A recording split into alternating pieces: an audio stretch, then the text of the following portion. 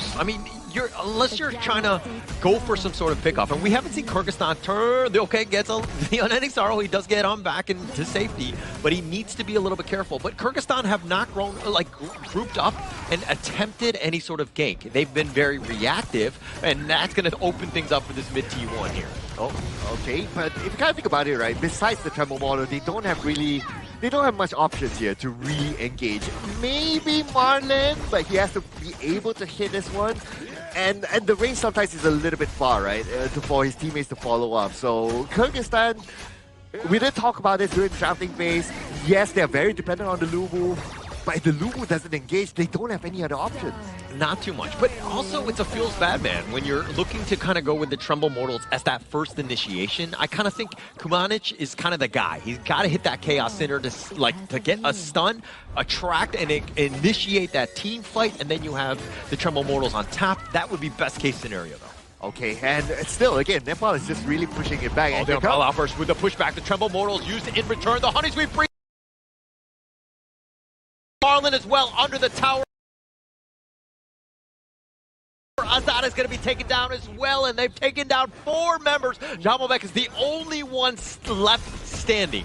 Okay, in comparison, right, the Umbrella Albus is a better engagement skill as compared to the Tremble model, way better. And we saw that earlier on. The moment he lands the Umbrella Albus, the stun is really, really long, and now they're going in for it. Oh, the Jamovek, no chance, just getting run down. Swastik has hit that moment, and it looks like Nepal have done it. They found the way, the avenue off of the ace, and they will take game number 1 here. And one fight is all it takes for Team Nepal to close the game and take home the first victory. It was looking pretty 50-50 in the early stages of the games between Kyrgyzstan and also Nepal. Gold lead was neck and neck. Kill takedown score-wise was only like, what, 1-0 at about like 9 minutes? But one team fight from that one unbridled outburst coming in from Nepal was all it takes to seal the deal for this game 1 here. So props to Nepal. Clean game thus far. For me, their rotation as a team is, for this game itself, much cleaner compared to Kyrgyzstan. Oh, incredibly clean. That was the biggest piece to this one, was that they were able to understand when they hit that item point, and they were able to kind of use that advantage to take over this game, because again, it was like one team fight, they just won the game. Yes, and it kind of shows that the kind of skill that they're ready for, especially the Umbrella Albus, it is key towards their victory. As compared to Kyrgyzstan, they have the Tremble model, and how it was used is that, okay, Umbrella Albus goes out first. The idea for them is that Tremble model is used as a counter engage, but in their kind of setup, it's not really a good counter engage if you ask me. Well, in their planning here, if I were to envision what Team Kyrgyzstan was trying to plan out regarding the Lubu pick, in hindsight, it seems like a logical pick because, number 1, Lubu's true damage goes through double shield coming in from Byron and the Zhang Fei, but it requires ultra late game. Number 2, Xiao Qiao and also the Chano coming in from Team Nepal, they don't have solid mobility to actually escape from a Tremble Mortal if their flash is on cooldown. If this game were to per se go into a 15 to 16 minute mark, then maybe Team Kyrgyzstan could win big with the Lubu. They had their opportunities, right? I think that especially when things were close, it was going to be a moment, like it made sense on paper, but it's all about the coordination and the actual execution, because you're seeing some of the KDAs here, and there's not a single kill to Kyrgyzstan's lineup. That was a bit of a rough one for them. Yeah, but if you kind of think about it, right, how are you going to drag the game to the late game if you're Kyrgyzstan, right? Then you're going up against Chano, you have to deal with the Wolves, you have to deal with Byron, who's very sustained on the lane and able to push independently. So it's going to be really, really tough to just hold on to that. I will have to agree, but let's give some props towards Kyrgyzstan, right? I would say, although they did lose on the early game with that 1 kill, they were matching gold for gold really well, especially on towards Dastan. You can see his gold, although 0-1-0, he's 8.1 thousand, which is almost like, what, 3rd in top of the gold chart, despite on a losing advantage. But when you're kind of been getting pushed by Nepal, and yes, he's getting all the farm, what about everybody else? Everybody else was suffering. Like, if you're looking at the Nepal side, he's like, the net worth was kind of closer, and you're seeing a better spread out, a disparity of the gold within the team itself. I mean, Chano, like Sushil, look at him versus Swastik. Like, those guys were like neck and neck on their own team. You need a little bit more of that economic prosperity across the team. Yeah, if you kind of think about it overall as well, like for Kyrgyzstan, they didn't really dictate the pace, right? Like they had to play the pace against Team Nepal, who set the tone of this game. So it was, from what we learned today so far, right, is that you have to be the one to dictate the pace. If you're not able to, and if you're forced to back, then you have to find a way to just work around it. I think they're on a passive approach, right? As we can see, the main damage coming in from Kyrgyzstan is mainly from Marlin on the U1 roam, which is not the best of the news here coming in from Kyrgyzstan. You want key members like Dastan or Azad here on those strong early game picks to make sure that they can force out the damage output, force out the big trades here against Sushil, against BJ here, so you can go for those tower approaches here. Because in that game itself, yes, we do see Kyrgyzstan matching gold for gold, but it's way too passive in a sense. They need to be more aggressive and more streamlined with their plays. Yeah, they need to take advantage of some of the skills and abilities that they have, right? I mean, you were talking about the net worth, like really close. Like we were wondering, we're like, oh, do these guys even want to play? Like, do they want to fight? Like, what's going on? Because like they were playing very passively. They were just like Farm Simulator, right? And towards the end, once that moment, that team fight, that pickoff, the first strike, once that happened, everything changed. And you saw the gas just being pushed down by Nepal. They were able to turn things up. Yeah, and there was only like 6 takedowns here in the entire game. Correct. So that last team fight there was like, well, almost all the takedowns here in this round. Yeah, there was one first strike in towards the early game at about like 6 minutes or so, and then that one beautiful unbridled outburst coming in from Nepal's roamer that really sealed the deal with a 0-5 exchange in favor of Nepal in getting that 11 to almost 12-minute victory for Team Nepal. It's like you blink and you miss it. Right? Exactly. That once you hit that moment, it was just like there was no coming back. They were able to just steamroll the rest of it, and they were to clean it up. And we'll check out most of these in the highlights here. Yeah, as a Zhang Fei Top Asia, I will approve of the bridal opposite. And this is the one. This is beautiful. Yeah, you just get one in front, you get 4 of them, it's good enough. Because at this point of the game, the Lubu is not able to do much. Correct. And you can see I would say the simultaneous entrance here, right? The moment Suyok was like, okay boys, I'm gonna pop the Unbridled Outburst, you guys follow me in, we will get a clean team fight here. 100% kill participation here from Suyok, 105 on the KDA, with almost 40% damage taken on this Zhang Fei pick. Definitely the MVP of this game 1. After this series, Sir Cloud, I want you to talk to Su Young because you were giving him some tips, but he doesn't need your tips. He's the MVP, my friend. Oh, what are you talking about? He looks like me. Oh, I didn't know. Imagine my picture there with the Zhang Fei behind. Yeah, you're living vicariously through him. I get it. But of course, this is still game 1. We still see signs of life coming in from Kyrgyzstan and trying to make a comeback here, potentially shifting their gears from a more passive approach to a more aggressive one, because so far, every single play has been commenced on the Nepal side. So for Kyrgyzstan to make a bounce back is to make more of a riskier play, put some stakes on the line. I'm like execution, definitely. There are probably some moments. This is really hard to tell because it was like losing that team fight. You get your team wiped out. You just get completely steamrolled, right? So I don't want to say it's like one mistake that got you, but for me, it's kind of going back to the draft. I feel like the draft was just a little lacking. It was more of kind of like, oh, they're picking that hero, I'm going to counterpick. It wasn't about the synergy. Yeah, and we did talk about this, right? Was Lubu a force pick? So if you're forced pick, then sometimes you might wonder, like, okay, are you comfortable playing this hero in the first place? Does it suit your team chemistry that you have practiced? So if you're forced into that sort of situation, then pretty much when it comes to the draft, your opponent has won it. Seems like the first 2 series thus far that we are having here between India, Vietnam, and also Nepal and Kyrgyzstan, Lubu seems to be I would say, a first pick, I would say. Or maybe we haven't seen to a level of completion from some of these teams, because we did mention, yes, Lubu strategically and by the description of the hero itself, yes, it pierces through shield, which is beneficial. But for that to actually happen, you need so much gold for this late game hero to actually make it happen in the late game here. And there's finite gold on the Gorge here for Honor of Kings. So for them to actually find a way, they definitely need to strategically push the game to a later stage for teams who want to pick up Lubu. it's kind of like false advertising, I would say, right? You're looking at one feature of Lubu and you're thinking, true damage, I just go right through those shields. But then the rest of it, it's like, oh yeah, but he's not like, he's got a terrible engine, he doesn't understand what it needs like to be. 5 items, like level 12, you need like this, you need like the perfect weather, everything. Yeah, and you need everything to align properly for this hero to really excel. And again, we've seen it twice now, it hasn't done well. Yeah, I want to add one more point, right? So the Lubu super late game, ultra late game, like what you say, right? Even the Lady Sun as well needs to farm, needs to be ultra late game. So they are thinking of like, okay, if this game drags to, I don't know, 20 minutes, then yeah, it might work out in their favor. But from what we learned today, you have to be able to have that option to play this a little bit faster. Yeah, and we do have to give us a bit of a sponsor shout out as well to our official sponsor here, which is Marriott Petaling Jaya here. Us, players, everybody right now is in Marriott Petaling Jaya here. It's the official venue and hotel partner for the 2026 Asian Games Esports Qualifiers for Honor of Kings. We bid our gratitude to Marriott Petaling Jaya. Thank you so much for sponsoring this event.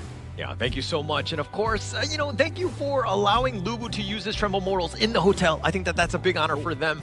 Not so much in the games. I don't think that they have had a great enough time, but let's see exactly how they want to kind of, shift away from that, especially in Game 2 here. I think to start things off, right, it's like what Sir Cloud mentioned here coming in for the Kyrgyzstan lineup. Yes, strategically speaking, that one Lubu is making full sense, right? But if you view it as a team composition-wise, you need something more solid here, with more room of error here. Well, you can say that, sure, Yuhuan does have the spell to look for those potential engages here, but it's not as solid compared to a Zhang Fei or Lapu Lapu that has like the great all-in potential. And I'm looking at the side selection, right? So Kyrgyzstan is going for the red side, while Team Nepal is going for the blue side. So that means that Team Nepal is going to have the first pick. Now, revisiting back the first draft, right? I was kind of like, you're getting the first pick potential, but you ban out the Dolia. So I don't know about that, man. I'll probably leave it to Kyrgyzstan to see whether they want to let that one go or not, if I was Team Nepal. I kind of look at Dolia as that if you're going to ban it out, you're just not comfortable on it. Correct. Because it adds so much. It's like, why would you ever take something away where, you force the red side to ban it out and to allow it to go into your hands? Somebody needs to be a maestro on this hero. It's a smart way to approach it, right? If, let's say, you really don't want to play the Dolia or it's not in your drafting book, then sure, you have to ban it out and make sure that the enemy doesn't pick it up. And once again, Nepal is back on towards the blue side, banning out the Dolia. And yeah, if it works, don't break it apart. And they still lock in the channel here. For Kyrgyzstan, they're like, okay, that Zhang Fei from Suyo, that was beast mode. We gotta lock it away, and that's removed. And so far, the Maestro Nui as well for BJ won't be available for this game too. Okay, so if a Zhang Fei is being banned out, so Lapu Lapu, on paper, Lapu Lapu, let's go. We have not seen the Lapu. Yeah, correct. Yet. Yeah. Yep. Or maybe it could be like the Lampo. Yep. So far, those two picks are the mentioned ones here, and Kyrgyzstan has locked in the Fatih and also the Lianpo here as their 1 and 2. So this is still pretty flexible. Some teams do put the Lianpo in towards the clash lane as a more defensive route, so you can have more resources poured into Dastan or Azad as the primary carries. Very good 1-2 combination. This is the thing when you're looking to set up drafts, especially in this format where there's no global ban pick. You need to kind of come in with pairings that really gel with one another, right? I think that the Fatih Lianpo covers a lot of the different boxes that you're looking to take. Yeah, and I like the Fatih Lianpo first 2 picks because it still allows like your team to play it flexibly, right? Because these 2 heroes, they are able to move into different lanes. Now the Pirate is being picked out again, this time together with the Lapu Lapu. Now Kyrgyzstan, are they going to be forced to pick the Lapu to pick the Lubu again? I don't know. If they're comfortable to play the Lubu, okay, fine. At least this time they have the Lampo to set things up and Lubu to follow up with Tremble Water later. I think they can still go for the Lubu pick here. It still makes feasible sense. It's still a good lane matchup here. And then we can see over to set Azad on the DRG. It doesn't require as much resource compared to a traditional critical marksman like the Lady Sun, Hoi, or the Chano per se. You just need like 1 Sparks Forge and a Doomsday, and you can start ramping up in the team fight here. So for Kyrgyzstan, I would say that their Game 2 draft does seem to have a better approach compared to Game 1. I'm kind of thinking though, like, just stay away from the Lubu, because what we've seen time and time again, at least today, is that the games are very quick, right? go early game, change the tempo, get yourself into like a game 3 where the game might be extending a little bit. But right now, I still think that it's going to be very fast-paced. You're going to get outpaced, and you're going to see what happens. You're going to really struggle if you're a Lubu. Okay, hear me out here, guys. Lam. Right, if you think about it, right? So Lam, okay, if you want to play a fast-paced game, because Lam, over time, he kind of loses his relevance in the game, but if, like, from the early game to the mid-game, Lam can be pretty strong, and he can go to the backline as well, and he can take out the channel pretty quick. So as long as he can get past these two big tanks in front, which is the Lapu Lapu and the Byron, maybe there could be something. Yeah, maybe it could be something, right? You definitely need to go over to front lines, find a primary carry, which is Sushil coming in from Team Nepal. So potentially an assassin pick coming from Kyrgyzstan might be beneficial for their take here. But they do go for the Ukyo Tachibana here, which is a very strong early game jungle. We did see how Dastan was able to match goal for goal in that game 1, but how do they convert that goal into damage, into ganks, into takedowns is what I want to see from Kyrgyzstan in this game 2. Yeah, we know he can farm. Yes, right? correct. We know that he's able to keep pace, but he needs those kills. He needs some ways to get in, but the Ganenmo, the Naku, wow, this is a nice little way to round out the Nepal draft. Oh man, the Ganenmo especially, right? Because of the couple plates, you have to like keep yourselves in a decent distance or try to close up the gap. At this moment for Kyrgyzstan, are they able to like really close that gap and try to take down the Ganenmo quickly? They don't have the option yet, so I'm pretty curious to see what would be their last pick here. I think potentially the Garuda might be an answer here coming in from Kyrgyzstan's mid lane here. But so far, after we observe the lane matchups, we do have the Fatigue going up against the Byron. Sure, you do lose early game against the Byron, but once the Fatih scales into the mid game, you get 2 to 3 items here. That's where the 1v1 scenario will highly benefit Jamal back in that 1v1 matchup. Looking at this one, this is incredibly scary. The Ganemo and the Nakaru, just a potential burst, right? And then you have the Byron and the Lapu Lapu just like crowd controlling, making sure that they stay alive. People are going to get eliminated so quickly here. I'm waiting for the Princess Frost though. Like couple blade, Princess Frost, Yeah. could potentially be a one-shot at some point, depending on how long this game drags. Yeah, if you see BJ on that Ganemo here, you gotta be wondering here. Does Azad or Kubanuish gets to dodge away those couple blades, because those are going to be deadly on targets with no mobility coming in from Kyrgyzstan here. But let's hop into game number 2 to see whether or not Team Nepal can pack this up 2-0 clean, or will Kyrgyzstan find an equalizer in this game 2. Casters, let's go. Thank you so much, Sagi. As we go into this one, I mean, Kyrgyzstan need to find a way. This draft, I mean, the Princess Frost was not, I mean, you had to have a mid. It was kind of like filling a role. But it is so vulnerable right now. It is incredibly scary going up against the potential burst. And Jamalbek taking a decent amount, gets under the tower, and it doesn't look like Shushang cares as he's going to take first strike here. Wow, okay, and he managed to survive that one. Now at the bottom, we can see a couple blades onto Azad. Look at the amount of damage onto Azad. And let's not forget, the couple blades, they are stackable. The longer this game drags on, the more damage the couple blades are going to be. It's going to be a problem, right? And so I think that the early game, you don't want to let him get at that farm, and the Garter Grave is going to be used, pushing him back on this one, but Marlon just trying to stay alive. Azad, these wolves have been hounding him this entire game.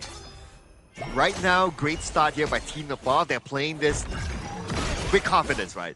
And I guess this is what happens when you win the first game. It's like automatically you're telling yourself, okay, hey guys, now whatever happens in this round, we will still have the next round, or we might just win this one. So you're playing in more relaxed mode. When you're playing in more relaxed mode, this is what you can do. You can just run at your opponent, play underneath the towers a little bit, and make all these risky rotations. Yeah, it's all about that flow state, right? Once the players are kind of comfortable. I mean, you were talking about game 1 of just being, you know, comfortable, right? You have that lead, and now is the time to be like, hey, we can chill back, we can put our, you know, feet up on the chair, you know, we can just like traditionally just lounge out because we know we're in a great one.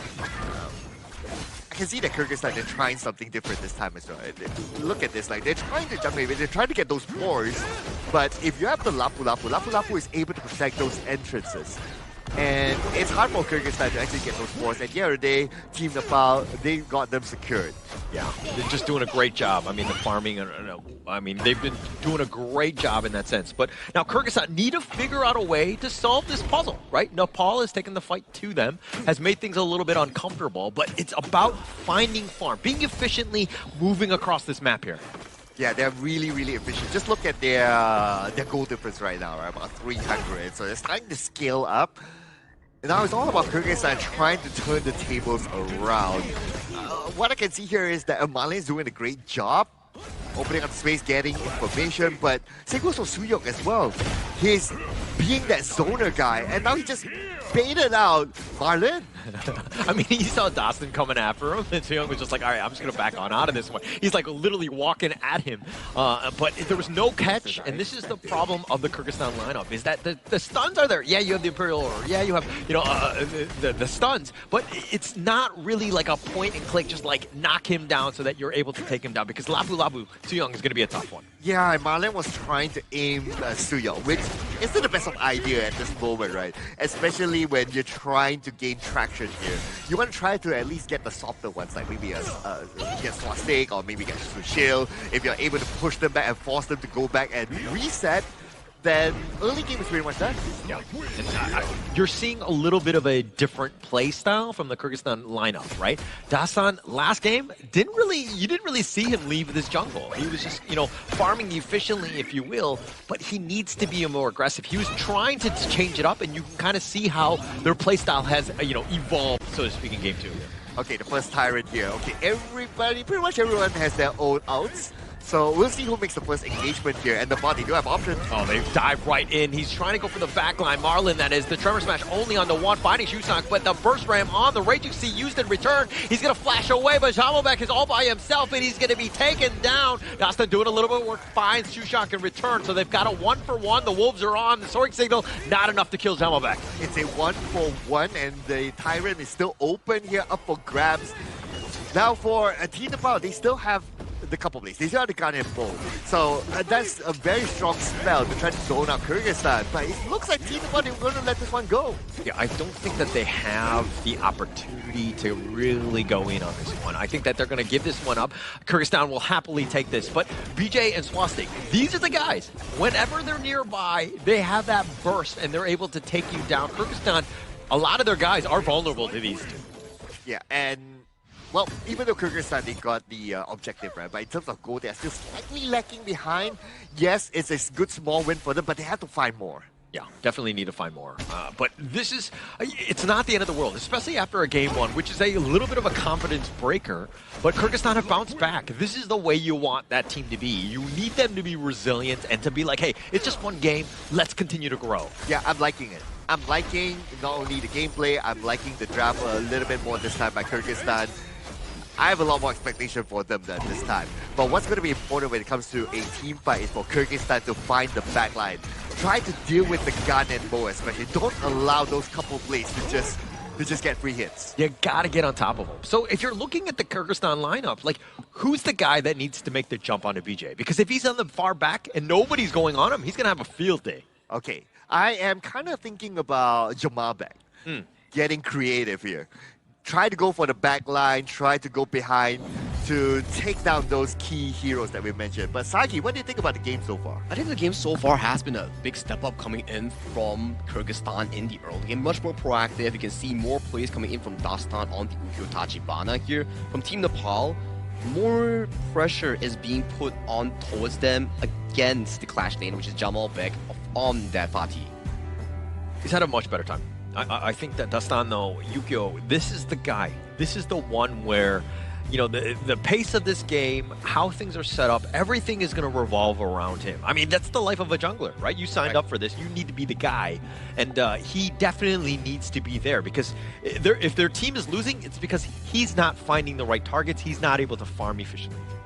Yeah, I'm also thinking about, like, okay, how did you deal with the gun and more, right? My best answer is going to be the Fatih getting creative, trying to go around when it comes to team fights. But Sagi, do you see any other option other than the Fatih? Okay, let's review back the composition coming in from Team Nepal. They do have the Lianpo. The Tremor Slash Flash does allow the Lianpo to access towards the backline against key targets like the Chano and also the Ganemo that you mentioned. And then the Fatih S1 Flash, the third one, can also reach pretty far in towards the backline here. So for Kyrgyzstan, I would say this game, they have more offensive control compared to the previous one. More control, more team fight.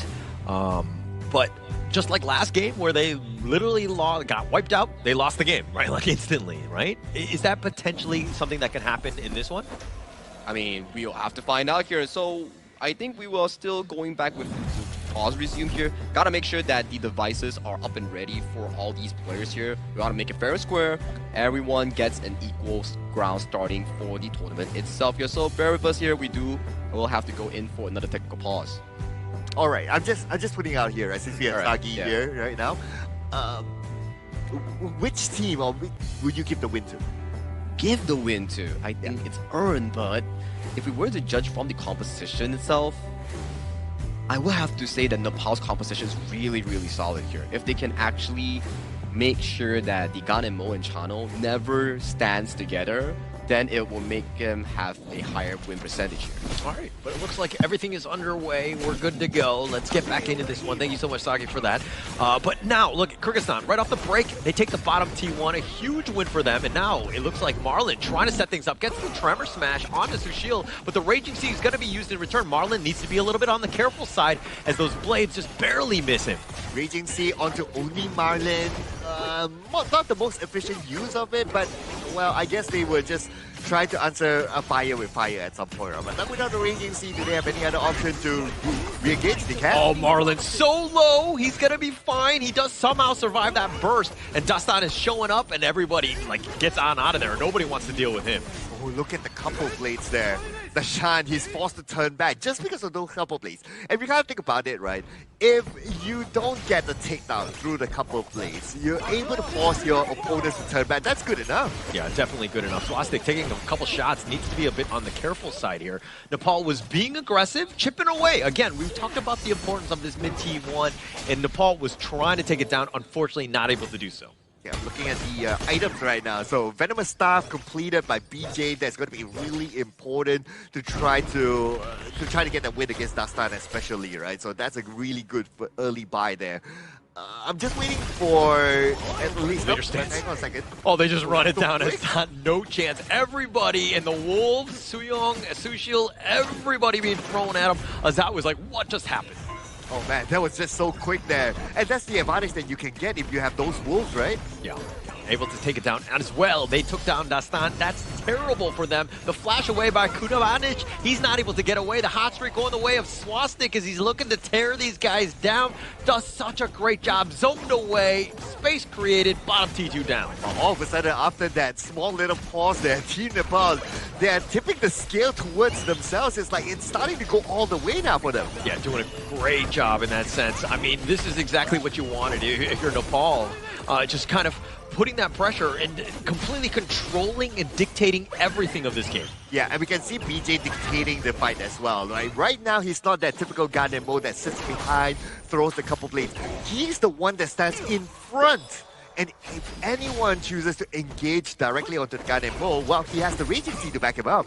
And that's the perfect counter initiation, right? Protect him, right? BJ and Swastik. Swastik is going to fly in, do that damage, and the burst is actually pretty real. But BJ's the guy you got to keep tabs on. Anytime he's nearby, those blades are going to start to hurt. Okay, I want to talk about the positioning of BJ as well, right? Sure. Now, because he puts himself in front, and our theory earlier was like, okay, the fatigue goes behind, gets creative and all that, but if he puts himself in front, then he can't go behind. Yeah.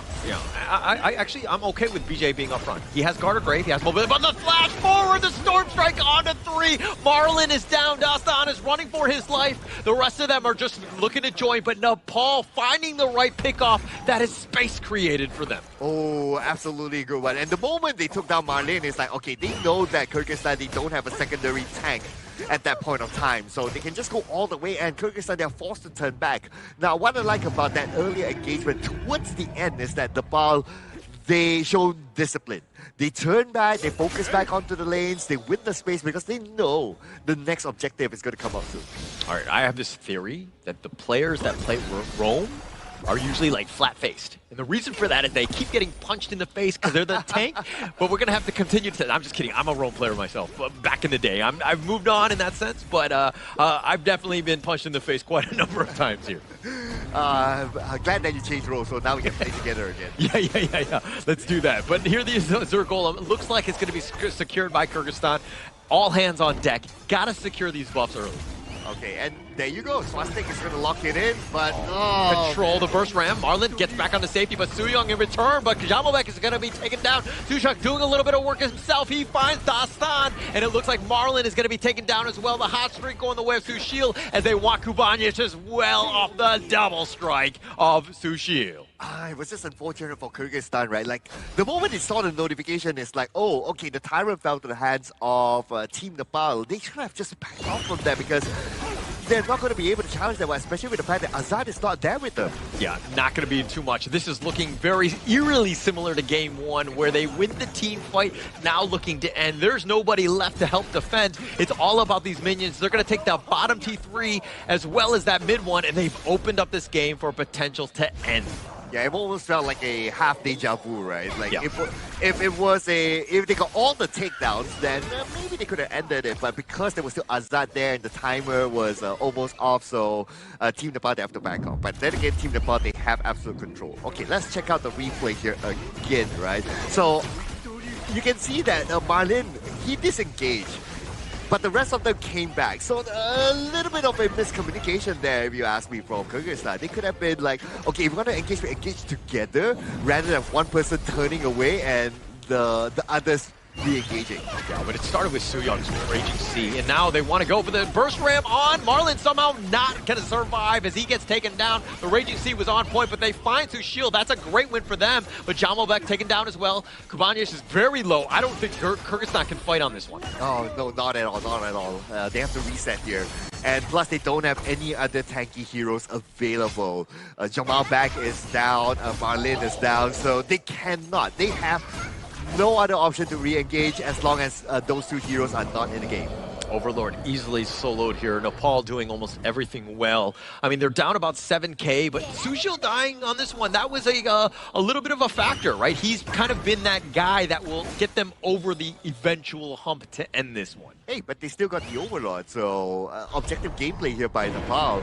So they do have other options, like you don't have Sushil, yes, you have Swastik, who can take the Overlord, so that's absolutely okay for them. And now they're looking for another engagement here with Kyrgyzstan. They're going to try to challenge the buff. Oh, nice. Sooyoung goes in for the Raging Sea. That's going to be on point. They actually try to flash away, but Marlin had been taken down. Kyrgyzstan all-out run. This top T3, they're trying to keep it alive, but they were going to go back to the fountain. The crystal is probably the more important objective at this point. They need to heal up for this final push. Oh, this could be the final moment here. They're just waiting for the minions to arrive, and there you go. This is the moment for Team Nepal. Yeah, they're looking to just continue on. I mean, they got the Vanguards. Azad is there. The crystal's taking a decent amount of damage. It's about half-life. Azad just trying to stay alive, but he gets picked up by Swastik. It's not going to be enough, and they have the Raging Sea on top. Jamalbek is down. The crystal is at about 10%. The Vanguard has now shown up, and it looks like Nepal are going to take game 2, and they too will sweep them. This is scaling victory by Team Nepal.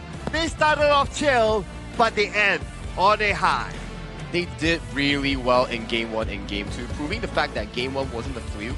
The fact that they can actually sustain themselves in the early game, making sure that they get the lead from those Purple Blades coming in from the gun and Mo, making sure that it pokes the enemies out, get that bottom tower, rotate towards the mid lane, chunk out that mid lane tower, and then you can see BJ continuously with those Fleshly Forge jabbing the hearts of Kyrgyzstan teams here, and then it really allowed them to pace themselves towards the victory here. Ever since the 6-minute mark hit, every single play from Nepal has been just one-sided against Kyrgyzstan. It got to that point where Nepal were really in that flow state, right? Just after game 1 where things like started off, they're kind of like, it's a little shaky, we're very even, let Kyrgyzstan probably get into too many team fights, but then game 2, it was all domination. Like, they turned it up at the right time. Oh yeah, absolutely, right? And I like how they coordinated each other, right? Like, okay, who goes in first? And the moment one person goes in, everyone commits to it. As compared to Kyrgyzstan, there were moments towards the end, it's like, okay, it kind of felt that they were kind of divided in terms of understanding. Like, okay, somebody wants to disengage, but the others want to go in. So it was kind of messy for me. Yeah, I have to agree. Where we did see that Kyrgyzstan, they did have like a good early game. When it comes to like a grand team fight, 5v5 or full team rotations here, Nepal was always one step, if not 2 steps ahead of Kyrgyzstan. Yeah, it just seemed like Kyrgyzstan were like afraid of commitment. right? No, I'm just kidding. I think in terms of that, it didn't seem like they were on the same page, right? And some of those team fights that were happening were a little awkward at moments because one guy was trying to go in, the others are like, no, not just yet. We got to kind of pick our moments, but they need to be on the same page. Everybody going in together. Yeah, I felt that was a personal statement. Oh, man. But yeah, I guess... well, this is their first round, right, in this tournament. So if there's any improvement for Kyrgyzstan in the following rounds, it's to kind of work on their chemistry there. Yeah, I think chemistry is a very important factor. It allows you to move as one, team fight as one. And for this case, I would say that Nepal was really as one here. The team fighting was immaculate. Suyo coming in with the Lapu Lapu ultimate, and then you can start to see the remaining members just charge in and go in one go. And I gotta say, BJ, he is really good with those specialty forwards. He is so accurate on those spears. And that's scary, right? When you have a Ganemo player against you and the blades are on point and he's very accurate like he was doing there, it is incredibly scary because you're like, okay, how do I get around him? Do I need to find the right angle? It's very difficult when his positioning is flawless as well. Yeah, and it's hard to fight and find an angle to go towards him, right? Because he has all those protection, not only from the side, but also from the back as well. Oh yeah, as you can see in this post-game stats here, 5-1 and 4 coming in from Sushil here, still very steady on that channel pick. 0-0-9 on BJ, but you can see from the in-game pressure that he has generated along with Suyok, Swastik, and also Sushang. He was just poking down the enemies, softening up, battering up for Swastik, and Sushang just picking up for the easy kill here. He was landing very crucial poke on the Ganemo. Doing everything right. And also, I want to give shout-outs to Suyo, right? Because his Raging Seas were so good. Not only in terms of initiation, but the counter-initiation as well. When Kyrgyzstan, you're thinking, I got the numbers up, I got the two-man stun. But then he was on point, ensuring that those guys would just stay alive with his Raging Seas. Okay, look at this, right? Sushil bought the Sun Chaser. Oh, yeah. So because of that, he can stay even further from any potential engagements by Kyrgyzstan. It's a big headache for Kyrgyzstan, right? If Sushil and BJ aren't too close to each other in team fight and they are separated well and have good positioning, you gotta be wondering, if you're Jamalbek or Marlon, how do you strategically go towards the backline and have your teammates follow up immediately? Because those are very long-range heroes that Kyrgyzstan has a very difficult time in actually accessing towards them in the backline. Have a much harder time, right? It's not as simple, right? Especially when Nepal had that map control, they were able to kind of, you know what I mean? Like when you're using that map control, you have guys that are forward scouts, right? So you have vision, so you know when things are coming. And when you're losing, it's the exact opposite. It's very dark, it's very hard to find the right moments to ambush. And you can kind of see how Nepal played that one perfectly here. Okay, I'm looking at some of the stats here, right? So Azad has a 0% team fight rate. So it kind of tells me the story of like, okay, they want to open up the space for Azad to farm and hopefully he's able to be the one to carry towards the late game, but clearly we didn't go that late. I think it's also very difficult for the DRNJ to actually perform when you are severely outranged by BJ's Ganemo. Every time you want to walk up for those golden tokens to dish out damage as a farm lane with medium range, you gotta be wondering, ooh, is that freshly forged aimed towards my face or somewhere else? Because if I get hit by one full set, I'm out. Yeah. If there was body collision, I would be like, oh, Sir Cloud, I would put him in front of me, right? Because I would be like, I'll let him take it, right? Because those things... Oh, that's fair enough. Yeah. So you're going to be flat-faced because you're Rome, where you got punched in the face with all this... Anyway. But, I mean, this was a completely just dominant performance by Nepal here. I mean, the gold graph, it took a little bit to kind of get going. You're kind of... see this time and time again where they're happy to kind of extend the game. As long as they're not losing early game, they're finding ways to kind of accelerate from that fun. It felt like everything was under the control of Team Nepal. Like, they know that, okay, let's equalize out the early game. Once BJ gets the priority in the mid lane push, he comes down, start poking out every single member, and then we see Clash Lane from Team Nepal teleport down to assist the team. Yeah. And once that tower is down, we rotate towards the mid lane, pick up the mid tower. That's where we gain access towards the enemy jungle, where Suyo gets those beautiful Raging Seas to build the goal into a 9,000 full in the late game. It just seems like Nepal is built around a tipping point. Correct. Because once that moment happens, everything crumbles. Right? It's like the domino effect. I love it, right? Because they were completely pushed back, and then all of a sudden Kyrgyzstan, they were like stuck in their fountain. They were dead. They had the death timers or whatever, and they were kind of just hidden back, and they had no answers because Nepal, from that moment on, it was completely theirs. All right. I worry that these stats will work for Team Nepal for this game. But for the next game, I don't know, because it kind of feels that, okay, they want to farm up before they engage, before they start to do something significant, right? Other teams might not give them that space. I would say so, but it all depends on how they actually play around stronger opponents moving on in their respective tier. But in this game itself, in these two games, very calm and collected coming in from Team Nepal. Yes, we do see a form of comeback in early fights coming from Kyrgyzstan, where Dastan was able to get the kills. But as you can see, the map movement here coming in from Suyo, he engages here, which is really darn beautiful in this game too. One thing also to take note of is that Kyrgyzstan kind of went back to the well, right? They went back to some of the heroes that they previously played whenever you lose. I always feel like when you lose, there's a reason. Like, it's been solved. You need to figure something else out. You need to go in a different direction with the draft.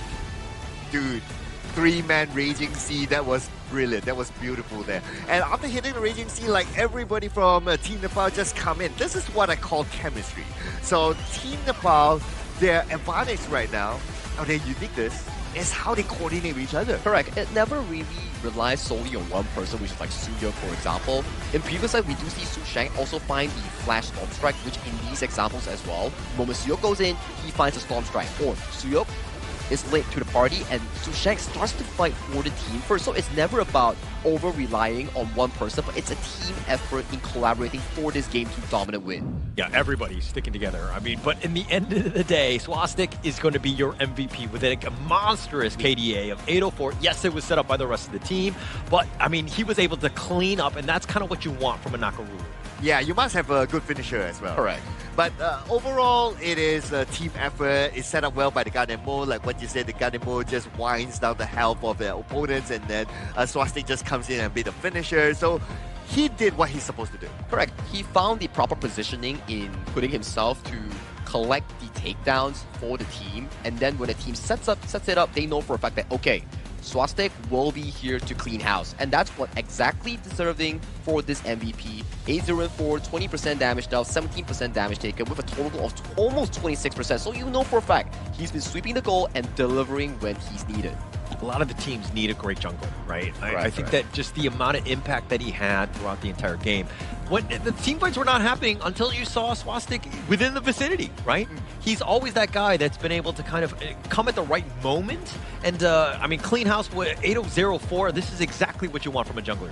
Yeah, and I guess because like, yeah, you have the Ganemo that can deal a lot of damage, but the moment you send your couple blades in front and your opponent's health is low, they will immediately back off. And who's going to chase them, right? So you always need the Nakaruru there to chase down whoever that target is and finish up the job. And sometimes it's not only about like Suyok or like Sushil like starting out the team fight for their team and also the clash lane, but sometimes you see as well the jungle Nakaruru comes in clutch with the early burst first on towards Team Kyrgyzstan's roamer. Immediately his health bar went down to like 10%, and that's where Suyo comes in, picks up the kills, or starts the team fight with the Lapu Lapu ultimate. So everything falls in line with how the team functions. It's never about over-reliance, it's about one team playing one full game, a beautiful victory for Team Nepal. It's all about execution, correct, right? Yeah. And the way that they were able to do it, like the stuns, the skills, everything was stacked perfectly, right? And hitting those moments, and it's all about trust, right? Especially, you know, when we're guys on the desk, we're like, well, I trust you, brothers. But it's even better when you're seeing it on the stage and the way that they're able to kind of get to that, because those are the teams that are really going to rise here at the Asian Games qualifier. Yeah, communications is one, and also sometimes like, okay, there's only a certain amount of communications that you can have in the game. Sometimes it has to be intuition as well. Yeah. It has to be like, okay, I see you like starting to move that way without even saying it. I'm already starting to do it. And this is where the strength of Team Nepal lies. I knew you were going to say that. I don't know how. I just got it. Okay, I think we have that same level of trust. Exactly. This is not pre-recorded, right? This is live. I can definitely do it. But he's reading off a script. Let's save the talk for now. We want to hear more with Mara and the representative of Team Nepal on the stage. So take it away, Mara.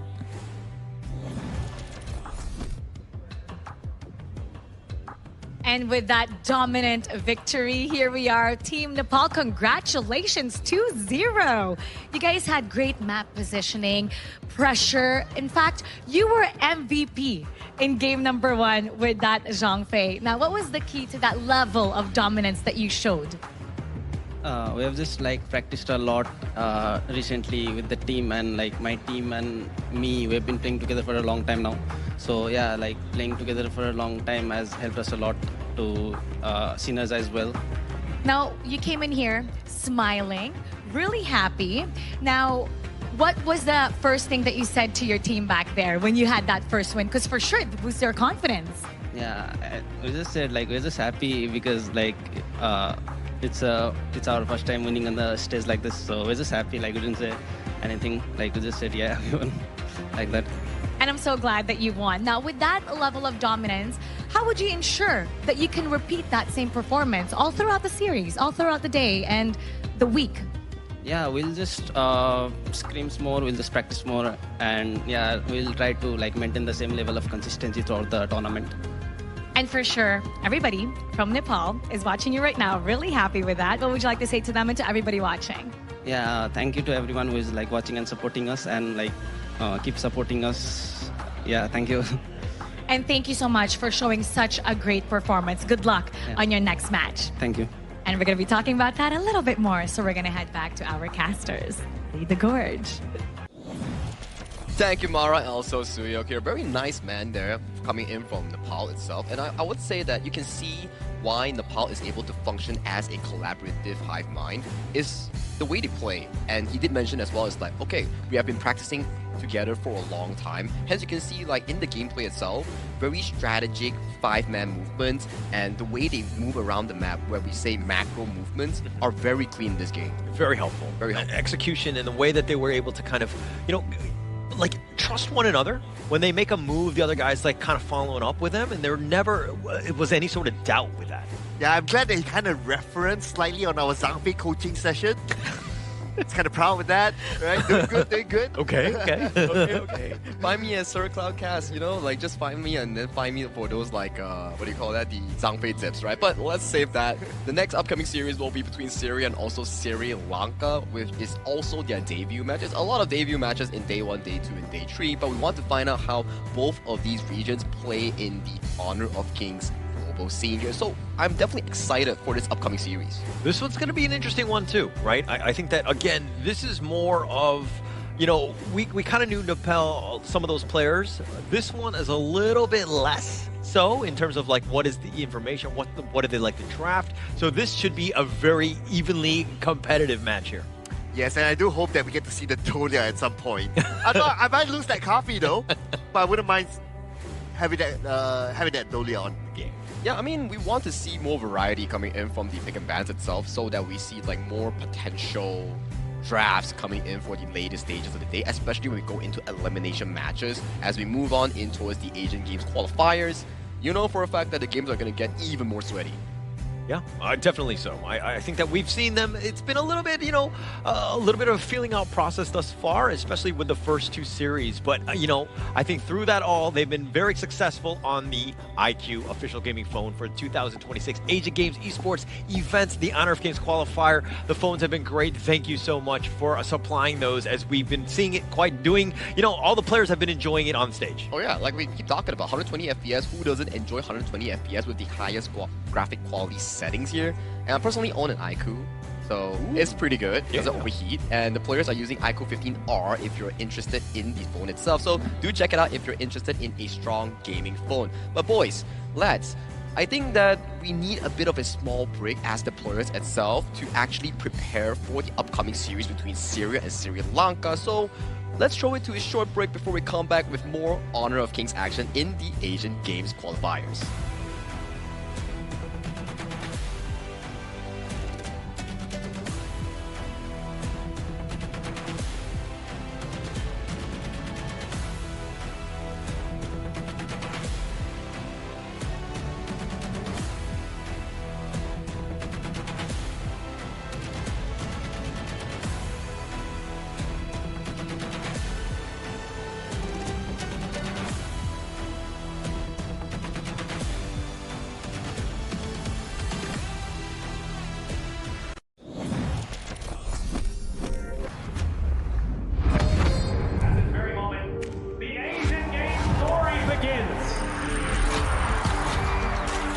Who will be the next to shine on the Asian Games stage?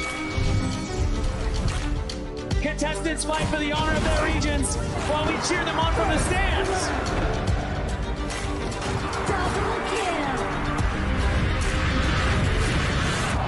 Double kill. challenge, but it is also an opportunity. The tide is turned.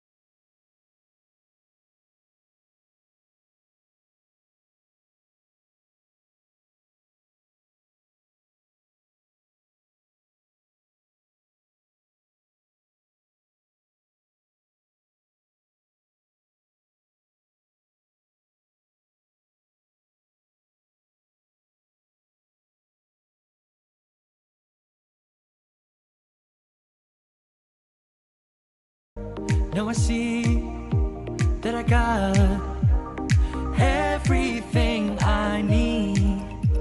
It's alright, I'm on fire, I'm alive. Welcome back to the 2026 Asian Game Esports Qualifiers for Honor of Kings. This is day one. My name is Sagi here, and we are on our way to the third match of the day between Syria and also Sri Lanka here. And we do have Holler on the broadcast and a new face joining us towards this show. It will be none other than drumroll, Hello. Adam Spartak. Welcome to the broadcast, buddy. Thank you. I'm very nervous, but very excited to be here amongst you guys, the legends.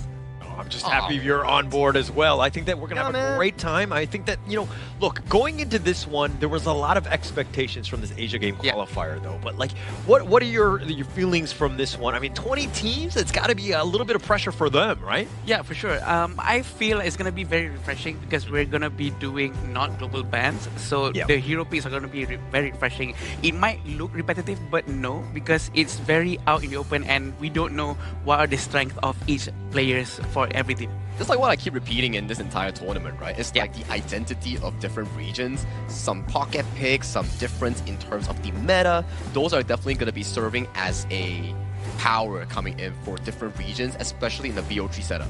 Yeah, and that's the biggest piece. I mean, Adam Spartak, you were kind of talking about this, about how things are much quicker, right? The games, like the best of threes, it's very different, right? In terms of the drafts. I mean, watching this one, is this something that you would rather play, or would you rather have global ban pick? I would rather play this one because we've been doing global ban pick for quite a while now, right? So to me, again, this is quite refreshing and it leaves a lot of unlimited possibilities for everyone to do, and I feel like it's gonna be very interesting. I will play this. Awesome. It's like a revisit back to 2024 before the implementation of the global ban pick here. So we're taking a trip down to memory lane itself, and right now we have like Syria and Sri Lanka coming in as our third match. But if you guys are into new heroes coming in towards Heroes Gorge or Honor of Kings, on June 17, a new hero, Davara, and the new AOV hero squad. We have Florian, Annette, and also Florentino. These four heroes will arrive in the Gorge, meeting you on June 17. I'm actually super excited about that, right? I mean, this has been the best part. When those new heroes are available, I mean, yeah, sometimes they ruin ruin my rank games. Usually when they're on my team, they're like amazing when they're on the opposing teams, but it's a lot more fun. It makes things way more dynamic. I'm excited. I'm excited because I hear a lot about Florentino, about the skill sets that he can do. It's almost similar to Charlotte in some ways. And I think Charlotte main. Yeah, and I'm a Charlotte main, and I think that it's going to be a very interesting hero to learn and also to execute very well in future tournaments. And I heard that Florentino is actually one of the more difficult hero, and the difficulty is actually off the roof, and I can't wait to see once they get introduced. Some of these players will definitely pick it up and have like fantastic moments. Yeah, but that's enough about the official server heroes here. We're here for the Asian Games qualifiers, and especially the highlight is on match 3, Syria and Sri Lanka here. Talk to me a bit about this specific matchup. I think that both of these squads are not as prominent. They haven't had as much airtime, so to speak. So a lot of the data that we've seen is kind of like hidden in the shadows a bit. But at the same time, it's a huge advantage for both of them because they're dark horses. Like, we don't know exactly what they like to pick yet. So it could be a very interesting match here. It's not just that they don't know each other at this point. Also, other teams will be watching and they will try to learn as much as they can from these two teams. And I believe that it's going to be a good one. We're going to learn a lot from them. Yeah, interesting facts, right? We will only find out in the Gorge itself. So without further ado, let's invite both teams towards the stage to showcase us what they have prepared for this upcoming matchup. Let's welcome Syria and Sri Lanka.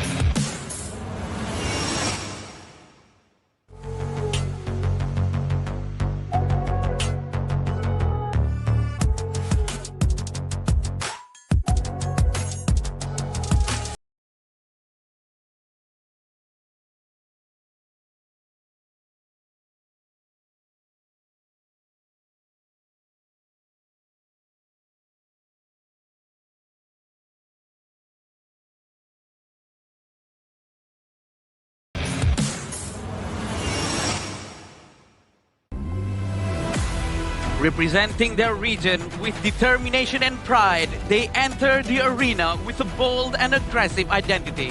Thrives in chaos, turning quick decision-making and non-stop aggression into their greatest strength. Please welcome the Syrian Arab Republic! Nothing to lose, everything to prove. They've been new to the spotlight.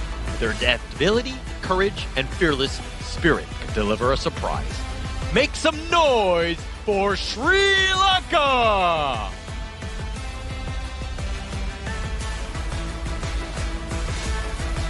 And there you have it.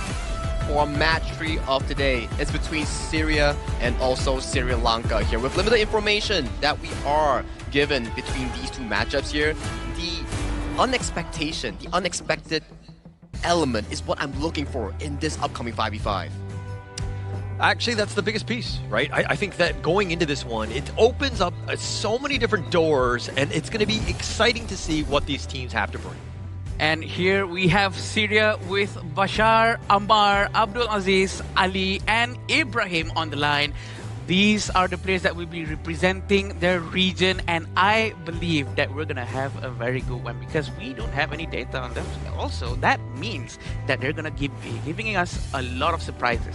From what we know with the available limited data here, it seems that they are a team that really wants to play in proactive engagements and create momentum through aggressive jungle pressure here. So a lot of pressure will rely on towards Syria's very own Ammar to find for those big highlight moments. It's all about those highlight moments, setting themselves up for those great team fights. I mean, it could be one of those things where, like, yeah, they haven't seen too much time on terms of the Honor of Kings esports scene, but if they've been playing together, and you kind of saw that with the success of the last one, Nepal, they did very well. But here we go with Sri Lanka, Nisandra, Tharusha, Janith, Anjana, and of course, Emaka here, rounding up this one. Sri Lanka, there's going to be a lot of pressure on these two teams because, again, once you played that first game, now your draft hand has essentially been shown. Right, first match is always important, right? Because they really want to set the stage, set their name up, and we know that they're going to be doing very, very well. Also, coming from different regions, they have different cultures.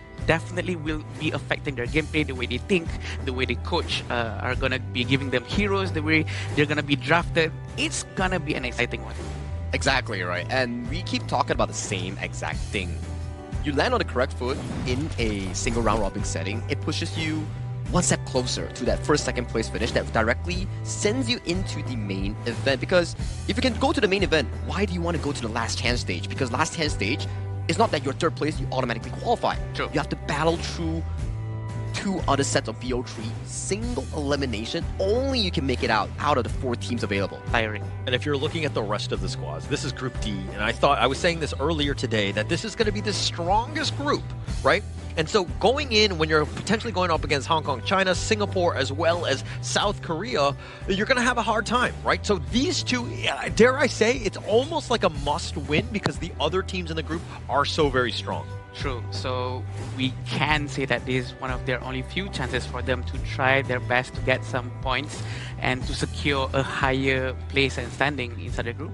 Correct. And it's just like what Holler said, right? It's like if you lose out this game, your chance gets diminished heavily because it's just because that your group mates, I mean, they're not your mates, they're your like opponents. Yeah. They're just more experienced and well competitive, geared up compared towards you, so it puts you on a competitive disadvantage here. But talking about advantage here, I think this can be earned through drafting itself here. So for Sri Lanka, we do see Dolia and also the Arlie being locked away as their first 2 bans, and Syria has chose the Maishu Nui and Liang that will be locked away for selection here. So what will be the first pick here coming in from Sri Lanka?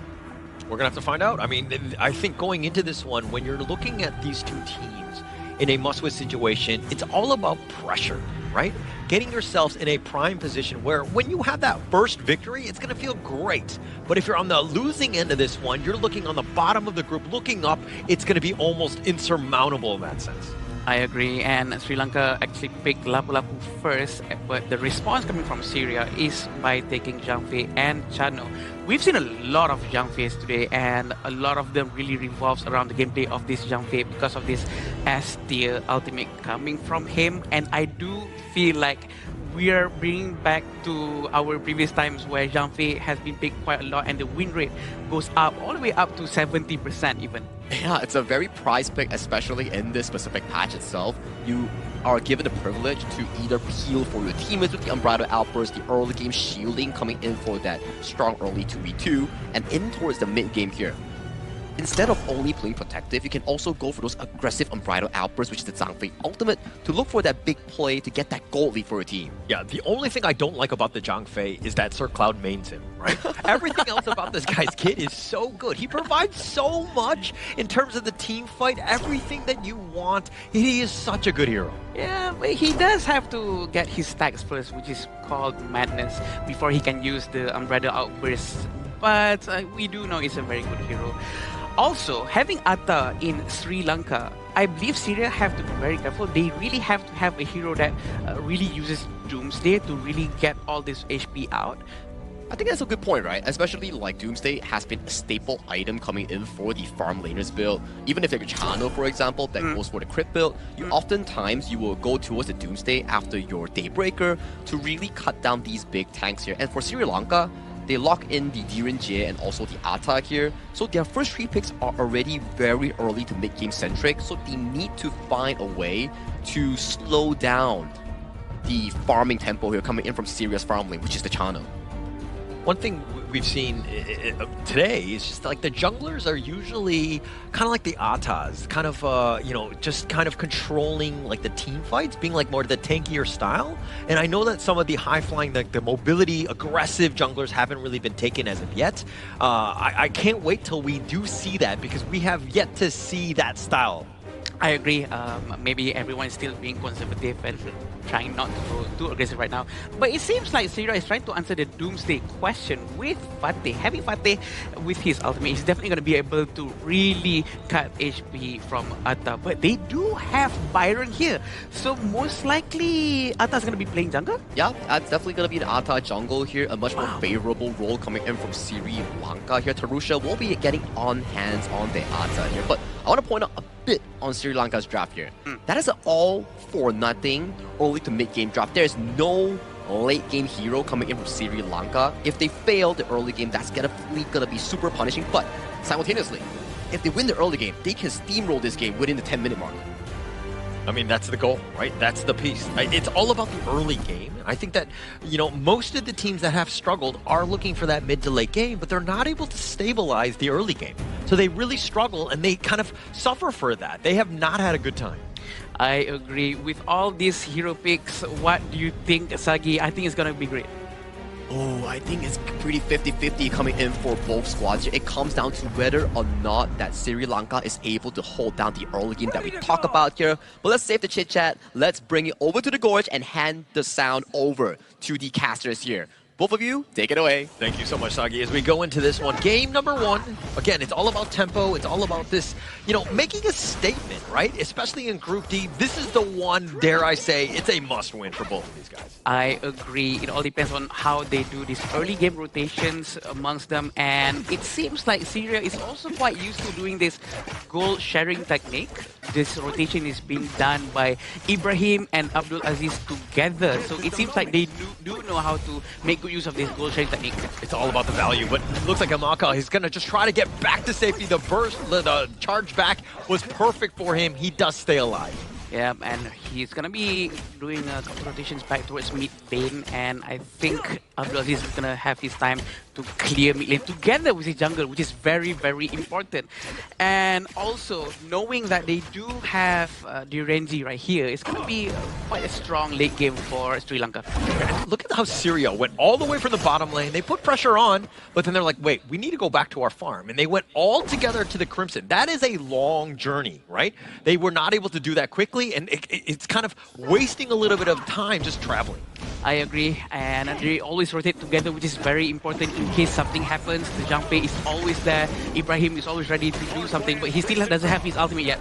Yeah, the wind slash, but the ghost ship just shutting that one down. He, you know, if he was on my team, he would have locked me on the wrong side of that ghost ship. But the Chaos Cinder doing a little bit of work. Farusha will be fine though.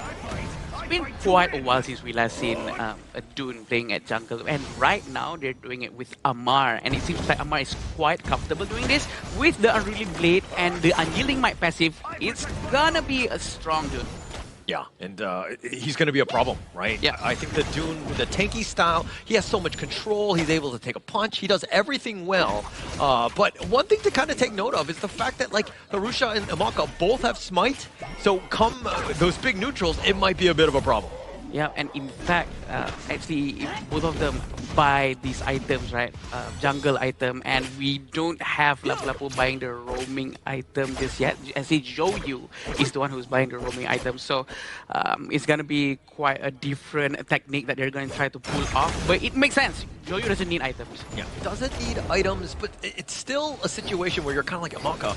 He's like, I'm the jungler now. I will take over, right? Yeah. Like, you know, maybe I don't trust you. Is that what it is? Yeah, maybe.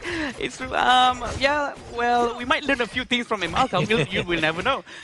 But again, their gold situation right now, the economy is still quite okay. It's not too different. It's just 300 gold for Sri Lanka in front of Syria. And it all depends on how this Jumpy is going to do his ultimate after this. Yeah, and they're sticking together, right? The gold sharing is just used very effectively here. It's about that, you know, the wave clear, letting Amar get going, because he's going to be the guy that's sticking up front, but he is 1.1k behind Tharusha, which is not a great spot for him. I agree, but it seems like they might get a little bit sandwiched over here, but Imalka decided to pull back just a little bit, and it seems like they're trying to prepare for what's about to come, because Tyrant's going to be spawning in 10 seconds. Yeah, this is going to be that big fight. Again, it's all about posturing, it's about fortifying, but they got to clear the wave. Like, once you have that initial push, Ghost Ship has been used. Something to take note of as the 4-minute Tyrant is going to be spawning here. Oh, a very important item for Tharusha, Blazing Cape to cancel Dunes. Oh, the Blazing Brilliance doing a little bit of work, and the pushback with the Umbrella Outburst, and that's going to be first strike. Syria doing very well, and now Imalka's on the side. I don't think he can continue on, but Amar with another Wind Slash, locking it down, and he's just going to take down Nisandra, who's just barely getting away. No!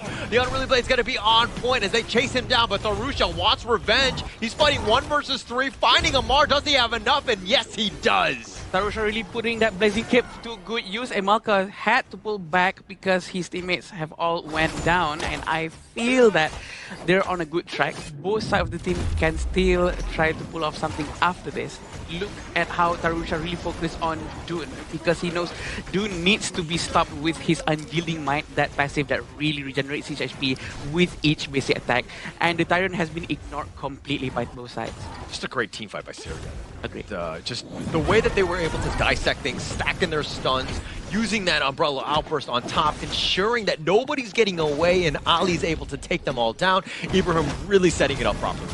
Yeah, and this is the second try to get the Tyrant, and let's see who's gonna get a Smite. Tharusha making good use of the Smite from his, and it looks like they are not really leading in gold too much. It's actually exactly the same, and Amar is gonna try to steal this. He's gonna go back into his own jungle. Yeah. It was a Smite battle, and that's always the one when you're looking at the junglers of who's gonna make that, you know, killing blow, right? Who's able to take that away, get that Smite off to ensure that you get it. And unfortunately for Amar, Tharusha's just got the one-up on this one. Yeah, as for the Clash laners, we still haven't seen the Sanda coming, doing a rotation towards their team fights. Maybe his presence will help Sri Lanka a lot more after this, and it all depends on this usage of double Smite coming from Sri Lanka. Nisanda, on the other hand, this is one where you don't want to stray too far from your top lane, right? You know that Bashar is going to able to kind of split push, will take things away, right? And anytime you kind of like step away from your tower, you're at risk, so to speak. Looking at the itemization, I like how committed Abdulaziz is to the support item, which is gonna give Imperil effect, which is the Venomous Staff. It's good for every mid lane to always buy this. Even the Gunmo in the previous game actually bought it as the first item. Nice Wind Slash here. Amalka, though, finding that now with that Raging Sea on the backside, but it looks like Amar is going to be picked off first. Amalka is going to be on next, and now Jonathan just trying to stay alive on the side. Ibrahim's not able to get on top of him. Tharusha is just so tanky, but Anjana finally gets taken down. Ibrahim looking to go in with that Stampede, the flash away. He runs into the wall, and it looks like he too will fall. Triple strike going the way of Tharusha. This is actually a 5 versus 4 in this red buff area because Nisanda is actually busy up top. He managed to destroy the tier 1 tower, and that quite secured them an extra goal for them. But again, let's look at how he's gonna get Fatih. Yeah, he found Bashar. The smite is going to be used on him, and with those slashes, the ghost ship says, "Nay, where are you going, my friend?" Nisanda taking him down. I like how committed he is trying to hide in that crash, and it actually worked out. He expected for Bashar to actually do this rotation towards him, and overall it's going to be trying to be taken by Sri Lanka. They do have that double smite, but they're trying to force the war first. Yeah, Amar was thinking about it, but there were just too many. Just Sri Lanka just doing a great job of understanding where the potential jump in can happen. And again, crisis averted, they take him out. And they are trying to group up in the mid lane, trying to destroy this, the most important tower in the entire game. It looks like the Armada Obus is not ready here, Howler. Oh, nice little stun, but it's going to be fine with the Raging Sea. 3-man, but under tower. Amaka needs to be a little bit careful. The one last shot finally taking him down. He was just sticking around a little too long. He pulled it off quite well, although he did went down. But again, it's not bad. It's not bad. Byron went back up top. Nisanda's going to continue clearing their lanes. They do have this Vanguard still up on their lanes, so Syria really have to clear the wave as fast as they can before the towers goes down. Yeah, but it's the highlight reel. Yeah, you got the 3-man stun with that Raging Sea, but you didn't get any sort of elimination on top of this. But Amar, not afraid. He's going to take a decent amount. He's doing a little bit of work on that sense, but he will fall just under tower. They get the revenge kill, the shutdown onto him, and Tharush is going to be down as well. The flash away by Ali. Abdul is trying to run away. Ibrahim is just trying to cover the retreats, but now Jonathan is in a bad spot. Here come the reinforcements. Bashar on the side, but the Raging Sea uses a counter initiation. They find Bashar, and he will fall. Wow, I thought Bashar is going to be able to do something over there, but imagine that. Imaka managed to stop him, and this Blazing Brilliance has been used, but they have to go back just to clear the minion, just to save the tier 1 tower.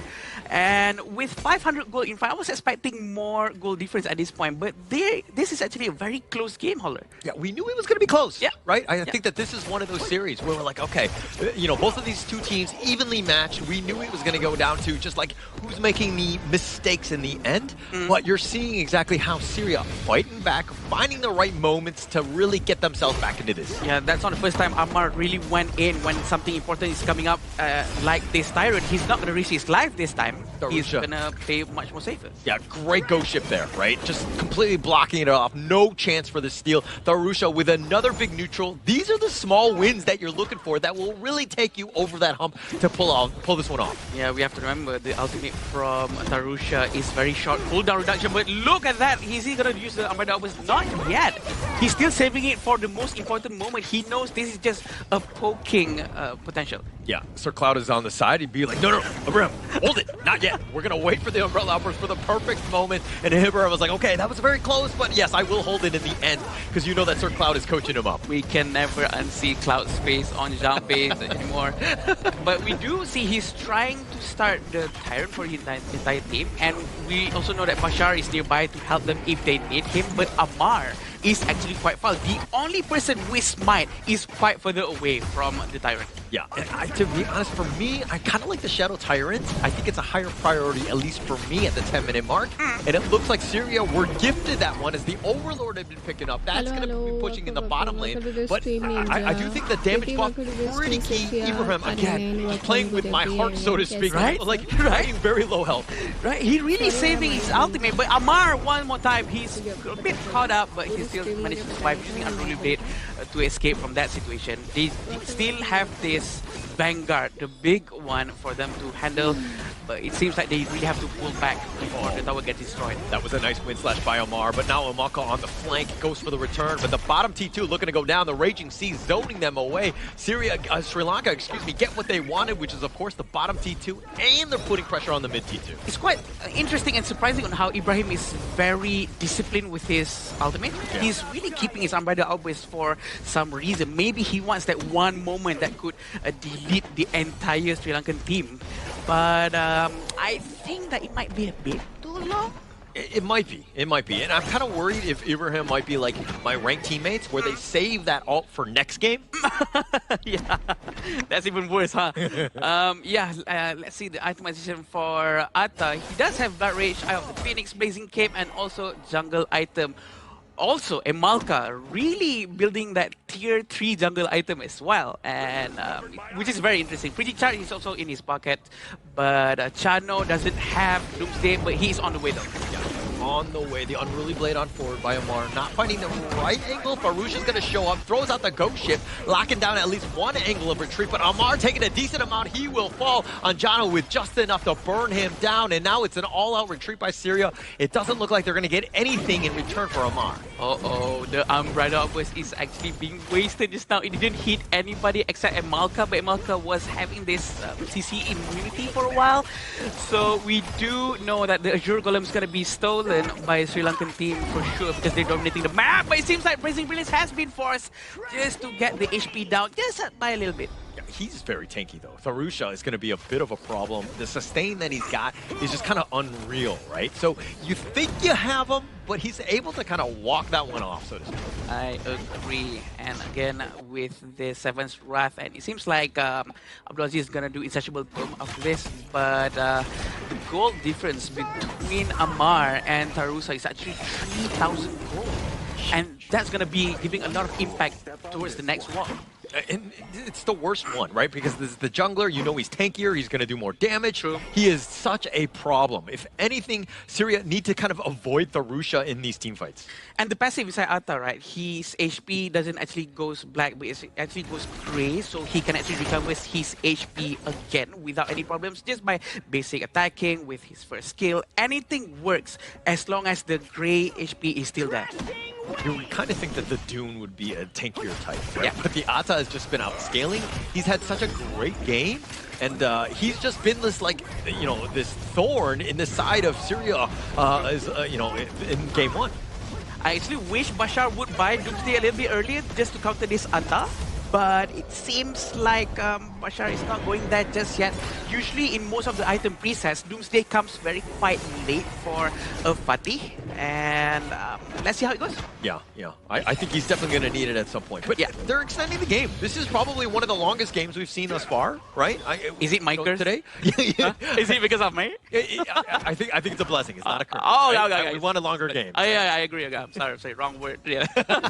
But again, they send the Vanguard down at the bottom lane, so it seems like they want to focus on destroying the tier 3 tower at the bottom lane, and we want to see on how Ibrahim uses his Umbrella Outburst again after this already. Yeah, we're waiting, right? Yeah. I think that I'm expecting it to be like this massive 4-man, you know, team fight winning one, but it's going to be set up for him. He's holding it down, and now he's been mini stunned here. Now he uses it. He gets the 4-man stun. The Raging Sea in return. Bashar is getting so low with the Rusha taking him down. Imako needs to be a little bit careful. Ali's on the side, just on the shot. He finds Imako. He gets the pick off, but Amar is going to be taken down as well. The hot streak going the way of Nisandra, and it looks like they're going to be on the run, but they have slain the dragon that is Darusha. They have to be careful. Nisandra is still tanky. He can still tank the game, but no, he actually went in too early. The tier 3 tower gets him, and it seems like Ibrahim's going to try to fend them away, and it's 2 versus 2 right now. 2,000 gold difference between the two teams. That was very weird. You're thinking that Nisandra would be fine, but I mean, check out, like, break down this replay, Smart Hanger.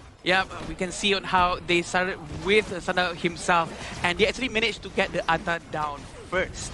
He was struck down quite quickly, but that's for the sake of his teammates, so that his teammates can deal a lot of damage by themselves, because the D-Ranger really needs a lot of protection. But here is when Sandra actually went into the tower without any minion. Yeah, and with that man advantage, Syria were able to pick up that Tyrant. Something to take note of, right? This game is so back and forth.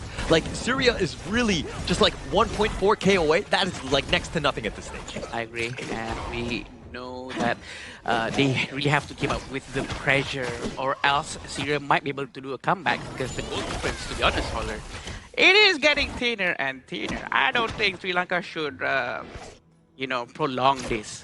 Yeah. I mean, the way that they're playing is they're allowing space. Like, when you're, like, not being the troll under the bridge and letting them just walk into the river, they're just going to walk up on you. They go for Jonathan, they take him down. The Raging Sea used in return, but the mid T1 already down on the side. Sri Lanka right now are in a world of hurt as everything has crumbled in terms of this game. They've been pushed back. Now they're playing defensively here. I agree. That's the first time Ibrahim actually used his ultimate aggressively instead of defensively, and they've actually managed to get Janet which is honestly quite an important role over here. And Anjana just finished his Blood Rage, gonna be giving a lot of defense for him. Bashar is still far away down there, but they're still trying to get some damage in. Yeah, Amar's on the side though, dealing with Arusha, but Amar needs to be careful. He's gonna Unruly Blade on back to safety. The Wind Slash is on. The Raging Sea finding Amar. He needs to be a little bit careful. He is so low, and Anjana is finally doing enough damage to flash away by Ali. He's looking to turn this around, but Nasanda, he's all by himself. The Arusha's like, hey, we gotta retreat on out of this one. Nasanda on the run, and somehow, no, but they're gonna take a Malka instead. Syria doing everything well, taking them down as well as the mid T2. A very clean fight coming from Syria. It might have been a good comeback over here. We do know Jumpy still has his unbridled outburst. He just filled up his madness, and he's gonna try to force this wall or not. It seems like Bashar really needs to go back. Blazing Brilliance has been wasted just a little bit right here, but they're gonna be punished, Holler. Yeah, they got the Storm Strike. They find Abdullah. He's gonna be picked off here. The Unbridled Outburst is now gonna be used just to push this aside. Nisanda just kind of out-tanking this one. Bashar with that Blood Rage. Nisanda, though, does go down eventually. The Stampede on. He's trying to go for Anjana. He's not able to find it, as well as Darusha, who somehow limped away. Wow! Just by a sliver of health, very, very close to going down just now. But crucial team fight for him, 53% with all of that HP build coming from him.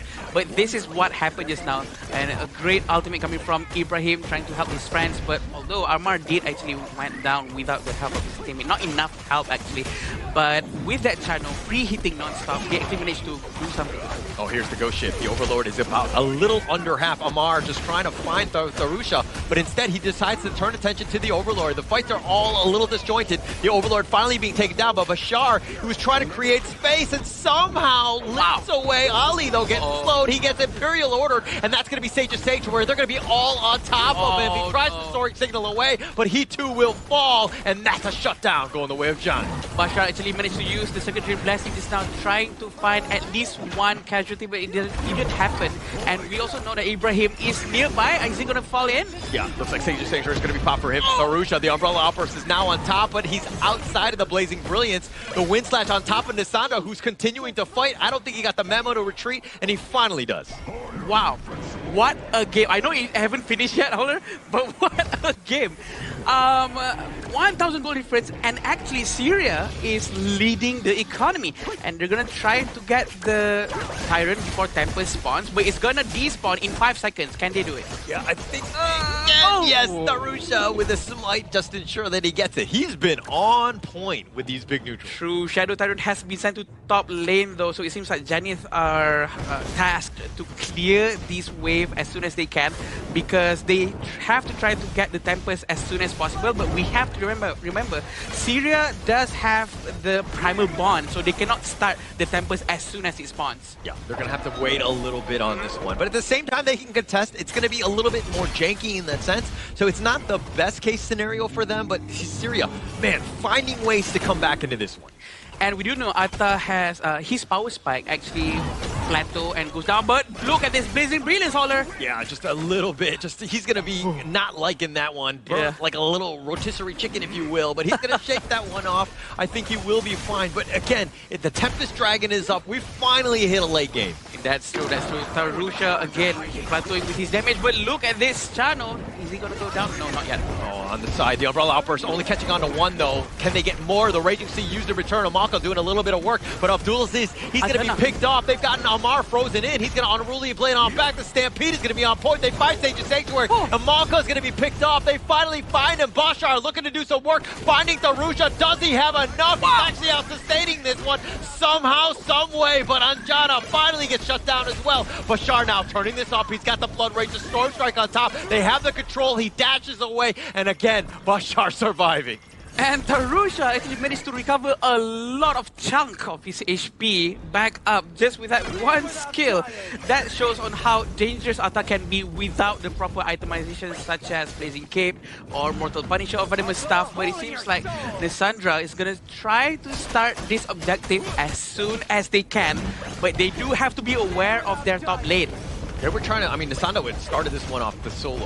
Ibrahim is definitely making his way there. They've got vision of this. The Storm Strike on. Do they have enough time to burn this down? Syria just making a mad dash for it, but on the side, Amar is going to be there. The Tempest Dragon is so low. Who's going to take this one down with the Blazing Brilliance? Abdulaziz somehow steals it from underneath, and Nasanda is going to be taken away. A crucial kill theft, and Nasanda is so low. The Chaos Cinder is on. He goes to the Storm Strike turn, looking to turn, but the reinforcements have arrived. Syria are there, and they're looking to march it down the mid lane. Abdulaziz with that amazing steal. They're going to try to force the tier 3 tower. Blazing Brilliance has been used, and Anjana has been struck down, Holler. Yeah, they've gotten it, but Hamaka with the Raging Sea onto 3, but he's going to be taken down. Abdulaziz with the triple strike. They've opened it up. They've got the wind slash, and they will take game number 1.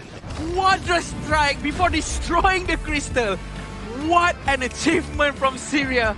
And we do know this shows that discipline and commitment in defending and trying to wait for the right moment for the jump phase ulti is important. That is correct. This was a 20-minute game back and forth between Syria and Sri Lanka here. We saw the early game, fantastic stuff coming in from Sri Lanka, trying to use the funnel strategy. Mid lane roamer item with the jungle utilizing all the available gold on the Ata, making sure that this Ata was a beefy boy. But in towards the late game, that's where Bashar and also the channel started coming up as late game threats. And in the final few moments, Abdulaziz on that Angela stole away that Tempest Dragon and got a Quadra Strike of all things to end the game for Syria.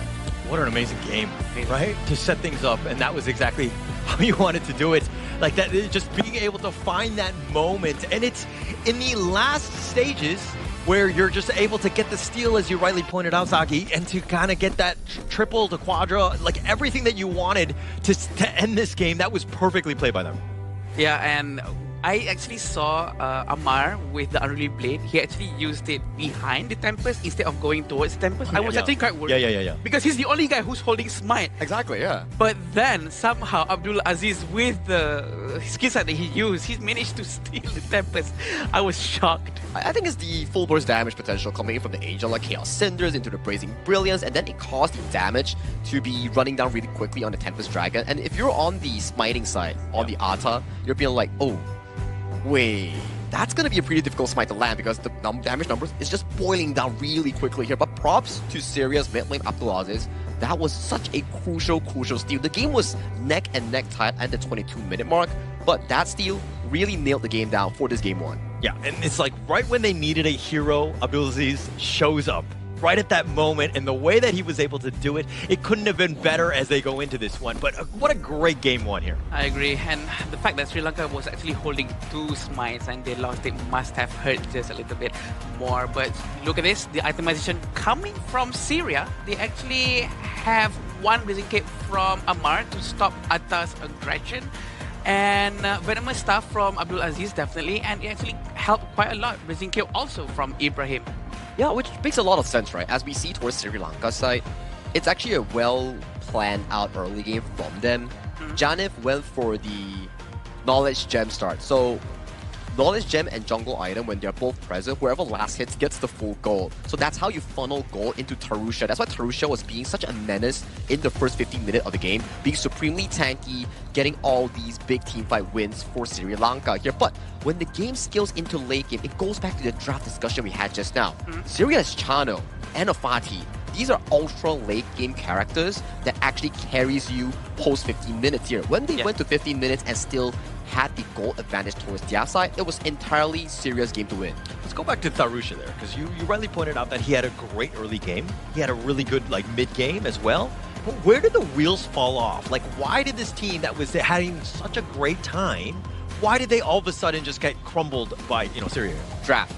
Because if you were to look to the hero selection coming in from Sri Lanka, Byron, early to mid-game. Ata, early to mid-game. Zoyu went for the Knowledge Gem start and is a sole late early game hero. And Direnje is not the best marksman to be scaling into the late game comparing to Chano, one of the best late game farmers we have in the Asian Games version. As you can compare towards the damage chart, we see Anjana doing 211,000 damage, while Ali, he was doing 226,000 here, and both mid lanes are also battling a 40 damage streak here in this game 1. So the way we classify farm lanes, like which one is early game based hero, which one is more late game, is usually based on their itemization, right? Whoever uses items like critical eternity blade, like a shadow reaper, they are leaning more towards the late game compared to the RNG. It's more towards a tank hitter. It focuses more on Doomsday and Sparkflash. Oh, it is a very easy, I would say, comparison that you mentioned just now. Is on your itemization. Those who go Spark Scorch, Doomsday, Daybreaker, those are more of a early to mid game marksman build. And if you go the traditional critical, which is the Shadow Ripper Eternity into the Daybreaker, it's more of a late game build, which is exactly the situation for both the DNGA and both the channel in this case. As you can see in this gold graph, Sri Lanka was leading a comfortable probably 2,000 to 3,000 gold lead until the 15-minute mark, where they suffered a huge team fight loss, which led the entire game go to a later stage up until the point where Abdulaziz on the Angela, and then we have the channel, and then we have the Fatih all skill into the late game, which allowed for that late game win for Syria. Actually, the first curve going down was actually the first Ibrahim's rather outburst with aggression and not for defensive purposes. And I think that actually worked out for them. Yeah, it definitely did. That was that moment, right? We were like, oh, what is he going to hold it for? But he found the right moments. Yeah. Abraham definitely hit him, gave themselves a chance. I mean, let's not second guess what he did, because he really showed up on that one at the right time and ensured that he had it. And Maka had a great game as well. The Raging Seas were on point, really setting up the spacing for Tharusha.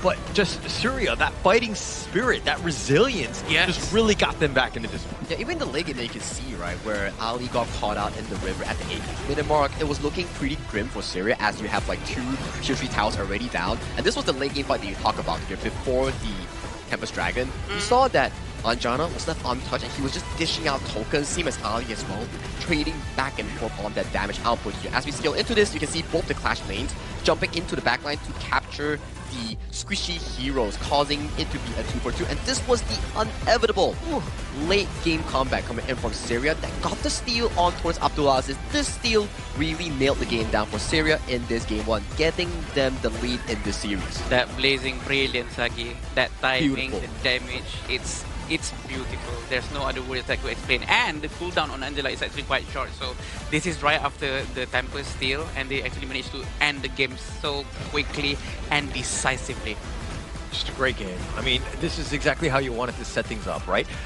Not only was it like the way that you did it, you stole the Tempest Dragon, you got the Quadra kill, and of course Abdulaziz is going to be your MVP, but the way that they did it, if anything, it's got to be very disheartening for Syria. I agree. Or sorry, Sri Lanka. I agree. That's very disheartening. But 8, 4, and 10, and 28% damage output compared to the entire team, with actually quite a lot of damage taken, but he actually tanked the damage when he's using the Blazing Brilliance with the shield on him. It's actually quite good Angela gameplay. Yeah, I would say so. And he's only taking not only, I think, nearly 20% gold, which is like a fair share of his cut, that allows him to actually dish out so many damage in towards the late game here. Stole the Tempest, got a Quadra Strike, closed the game out cleanly, while in the early to mid game, Abdulaziz was taking like really little resource, and he was funneling it more towards the channel and the Fatih in his team.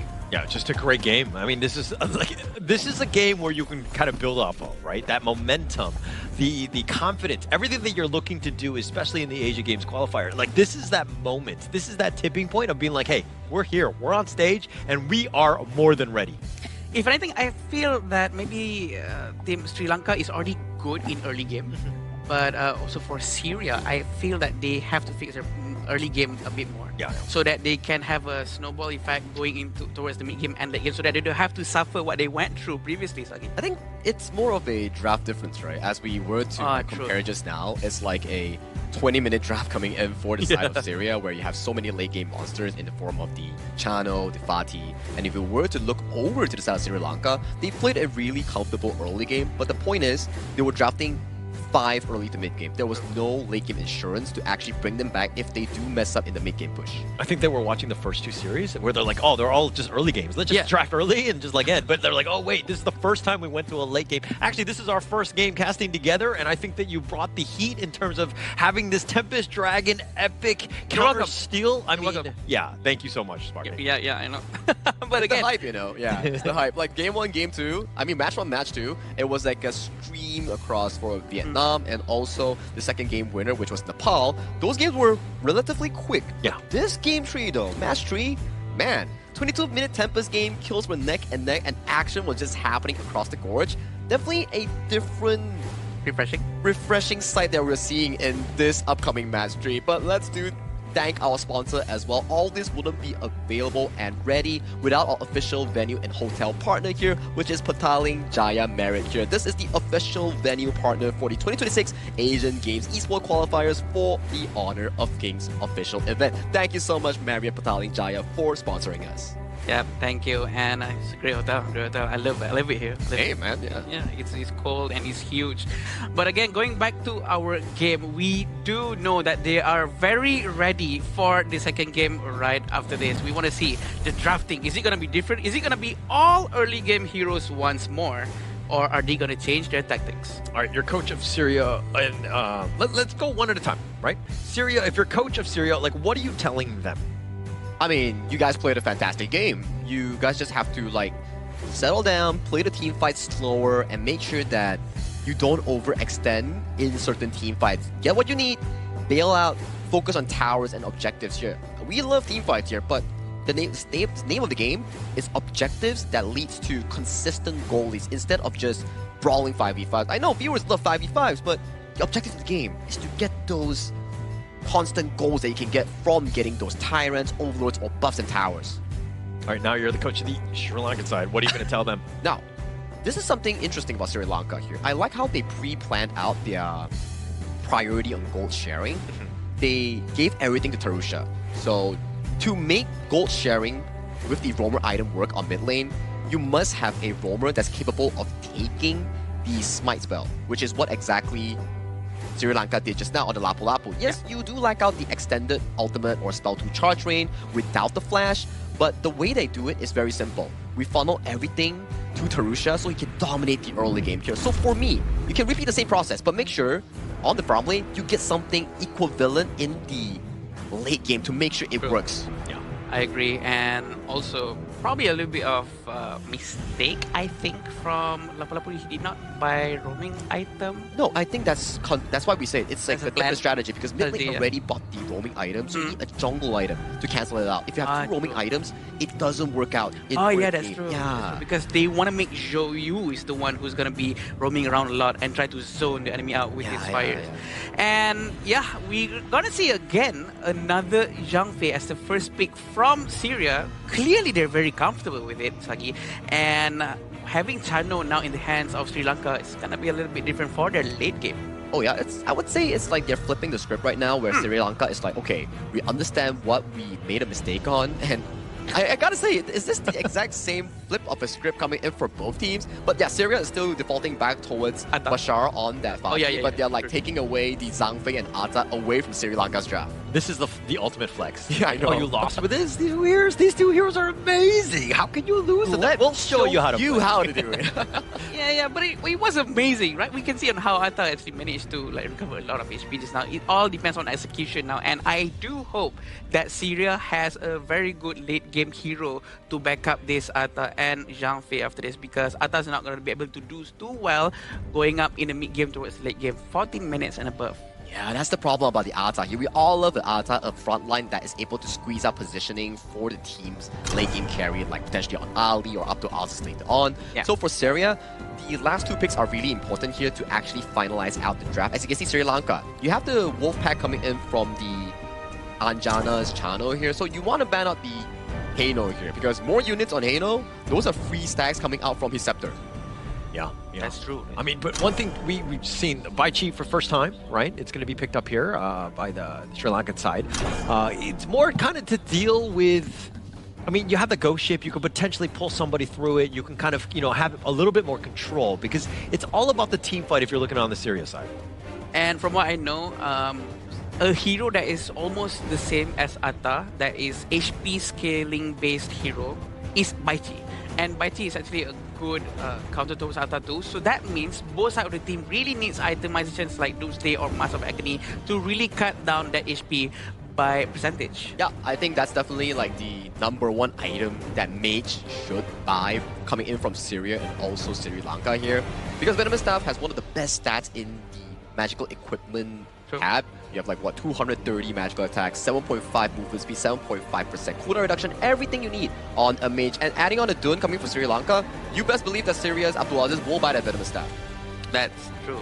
Just have a lot of tank, right? I think that when you have a Baichi and a Dune, they're just saying, okay, come fight at me. We have the Angela and the China who are going to be very well protected in that sense. But I think a little bit more control, a little bit more ways to kind of, you know, maybe a little bit more burst damage on the Sri Lankan side really rounds out this one. I agree, and it seems like between Sri Lanka and Syria, there's a pattern between the two teams. Both of them actually really prefers to play much more on the tankier side, and sometimes we see other teams that really prefers to play a lot more with assassins, but not this one. They really prefer a lot of defensive mechanism from both sides. I am loving the Lady Zun pick coming in from Syria. If there's something that really counteracts against tanks, it's definitely the Lady Zun, especially when Lady Zun is one of those heroes that doesn't need too much resource. You can pour most of the resource into pockets of Amar or Ali to make sure that they have what it takes to carry on the mid to late game. And Lady Zun, her ultimate Destructive Deluge also reduces physical defense and magical defense coming in from the key tanks, which is Sri Lanka's Dun and also Baichi. And also you see the Janith, the Angela, right? It's going to be very static, very immobile in that sense. You know, hitting that perfect stun on top is just going to be very easy and to kind of set things up. So they played it themselves. They know what is good and bad about the Angela, and you have a bit of a counter here. Wow, Zhuangzi as a hero to stop all the crowd control coming in from Syria is going to be a very good game for sure, but a lot of tanks coming from Sri Lanka definitely. And from what I see, I think that from Team Syria, they do not have any physical long-range hero, except maybe if Erin buys physical items. I think the item build coming in from the Syria's farm lane, Ali here, might be going for the Sprox vs Doomsday on-hit build, which is a bit of a mix of two. And then Bashar will be the primary physical damage dealer. And I would say Sri Lanka's draft is actually very solid. As long as Anjana gets to the late game, then we might see another 20-minute game. But to find out, we have to head towards the Gorge to find out whether or not this is going to be another 2-0 or an equalize of the series in this match 3 of the day. I love the Zhuangzi. I think it just really negates what Syria are bringing here, right? I mean, it's a lot of control. I mean, and you also only have that one long-range dealer, as you rightly pointed out, from the Aaron by Ali. It seems like they have a little bit of the counter draft here. I agree, but if Erin actually buys full magical items, I think he's not going to be able to push out much physical damage from the basic attacks, but it all depends on their itemization for sure. And is this the first time Zhuangzi has been picked today, Holler? First time. Oh, first time. This is going to be very interesting, because we do know Zhuangzi is actually a very versatile hero. Very defensive for sure. He cannot force war to happen. He has to wait for wars to happen. And it's going to be Ibrahim's biggest problem during the mid-game towards the late game.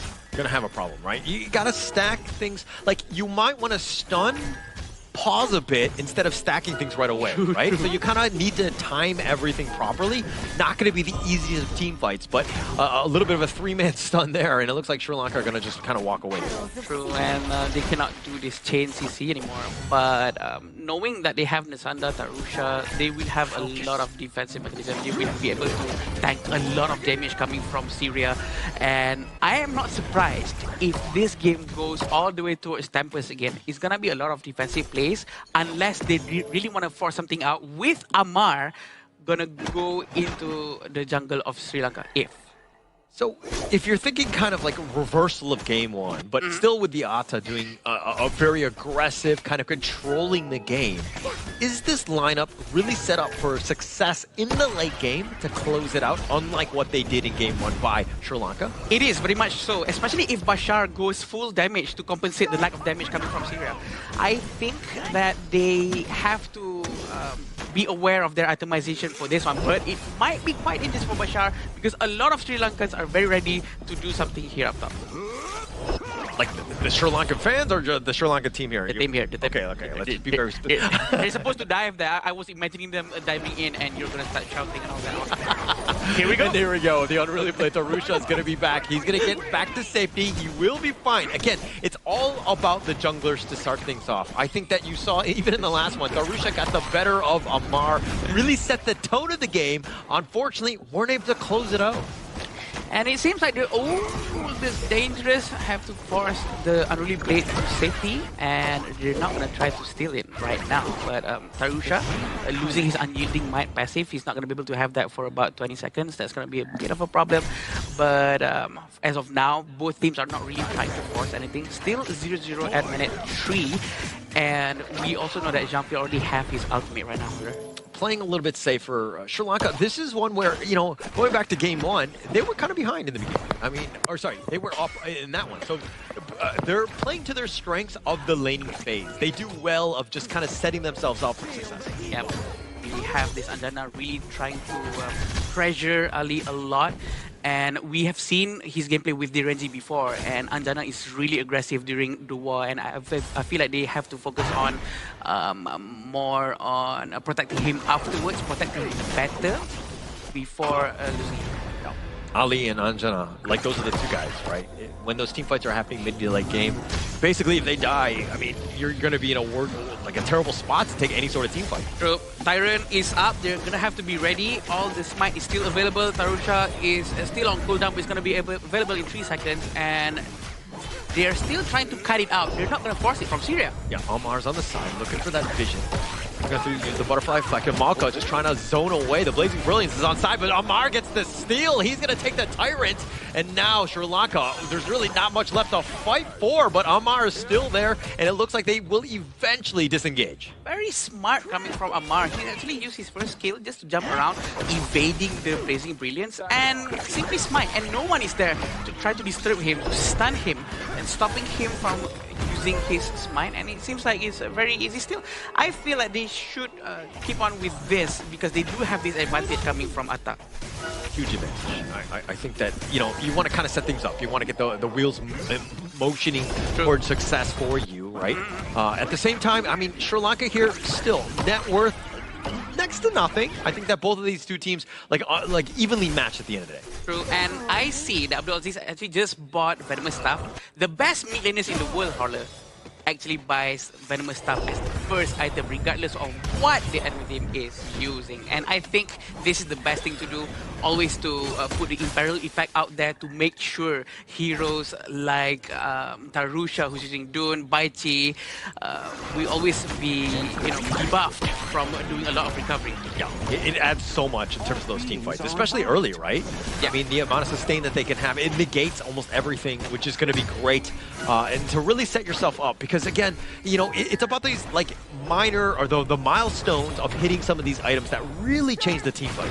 Yeah, let's see a bit of a goal difference here. It seems like a Dune from Tarusha. Oh, Anjana actually went down at top lane, Howler. Yeah, it looks like Anjana and Ali both like trading away on this one. The Overlord being picked up by Sri Lanka, so they're getting another good start to their game. Great for them. Yeah, and we know that they're going to try to destroy the bottom tower first. Rotation is being done by Sri Lanka. Smart from them to rotate together, trying to make sure that they don't get caught. But it seems like they're trying to force Ibrahim to use his Unbridled Outburst, and Malka still have the butterfly effect in his pocket, and he's not going to use it for now. Yeah, no need to use it. I mean, no need to panic. I think Ibrahim is... I would be panicking. Yeah. Same. Right, just hitting it regardless when one person hits you. Yeah. Is he going to use the ultimate right now? Is he not? That's will always run in my mind, and you know, it's going to be very scary, especially up on the stage, you know, knowing that this is real, this is the Asian Games. They really do want to make sure that they don't do any mistakes. But we can see another free tower for Bashar. Yeah, and I like it how you talk about that, because it is about the nerves, right? It's not as easy as just, you know, sitting from the comfort of your home playing this game. There are eyes on you. There are lights, right? There's a lot of pressure, and you got to perform. So it's a high-stakes event for you. Such as the nerves that I have to make sure that I can perform here as well as you have, Holler. You know what I mean? Okay. Don't know what you mean. So I do understand the stage fright, being up on the stage and trying to perform as best as you can, knowing that all the fans in your region is rooting for you, but they're trying to capture Atta. Amar is still half HP. Oh, the taunt. Amar has been locked in. They're sending everything at him. They've got the pullback as well, but Amar is actually out-tanking all of this one. And now Ibrahim, he's the lower end, but Sri Lanka just kind of not able to find too much out of the attempt by Syria here. Yeah, they're really not trying to commit too much. They are just trying to see if they're going to do some mistakes here. Maybe we can catch them out. Amar really crossing along the river without any problems whatsoever. He knows he's tanky enough for now. We do know Atta's power spike plateau probably around 16 minutes into the game, so he has to do something right now. But it seems like they're really playing around Bashar right here, Howler. Yeah. Trying to give him a lot of space to destroy towers by towers in the top lane. Yeah, not scared whatsoever. And Ibrahim just leaving Savior away. This bottom T1 was under assault, but Nasanda's there. He's a tough out. He's going to protect that, that bottom T1 for quite a time. It's going to be tough to kind of just crack into that one. So they're trying to get the Azure Golem for now. It's just Ibrahim opening the map, providing vision to his entire team, which also in turn provides safety for his entire team. But it seems like Amar really wants to have one war at least, but the disengagement that has been consistently done by Sri Lanka has been quite successful every single time. Yeah, he's like egging him on. He's like, come at me, bro. Trying to like get a little bit of a response, but they're not falling into this one. They're going back into their sides, just, again, extending the game, trying to go to that mid-game when you're a little bit more farmed in that sense. True, they need a better bait, but he's trying to capture with the ship. Sandra is still trying to tank this damage just by a little bit, but no problem. Both of them are jungler tank. There's not going to be enough damage to take down each other. No chance at this point. I mean, Ocean of Tears onto Amalka. He'll eat this one. Look at how Syria are trying to invade, right? You want to be aggressive and take most of the fights there, and then maybe you steal a jungle camp here and there, and you're going to come out on the positive side. And we have to remember, Nasanda hasn't been able to join these main team fights yet. Not yet. We're still waiting for the lane ways to be used in a massive way that we're assuming Sri Lanka is going to need that one moment to make sure that they manage to capture the entire team of Syria. But he still have to focus on Bashar all the time, because Bashar is always up in the top lane and no one else can handle him except Nasanda. That's exactly where you want your Fatih to be, but the Umbrella Outburst, he's going to be CC immune in that sense. With the flash away, Jonathan is going to get on the wrong side of the ghost ship, but they've got reinforcements on the way. Sri Lanka just completely scurrying the rest of Syria away. This engagement after disengagement, but look at Bashar. He's in a very precarious position, and we can see on how Nasanda is trying to get some damage, but he's losing a lot of his HP. He's losing his passive too. Yeah, the Unruly Blade on away. Tharusha just, being that frontliner. This is exactly what you want. You want to constantly be focused, everybody just targeting you. Maybe then that's enough space for Anjana and Janeth to clean up. They haven't been able to do that yet, but the thought is there. And it seems like no doomsday coming from Fatih yet for now, and Ibrahim is still providing vision for his team, and they're going to try to steal. And did they manage to do so? Yes, they did. Abdul Aziz actually have the blue buff. Janet there with the Blazing Brilliance, just kind of, melting armor, I would say. Not really able to do too much. We haven't seen too much value because we haven't seen too many kills. The way that these two teams have been kind of, moving around and just kind of dodging one another, it is a very interesting game to watch.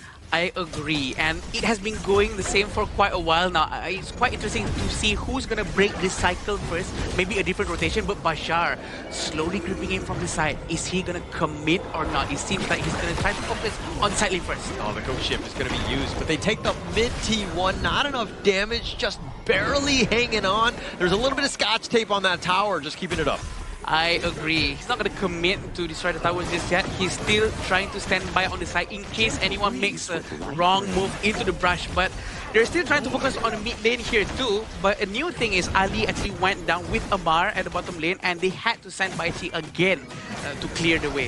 If you're Syria, you've got to be annoyed because usually this is kind of like that moment where you look at a fight, but they're doing a Chaos Cinder, the Blazing Brilliance, the flash away by Bashar just staying alive. But just to end my point, Ibrahim, even if he gets the perfect angle with the Umbrella Outburst, you just kind of negate all of that because you got a monk on that. I agree.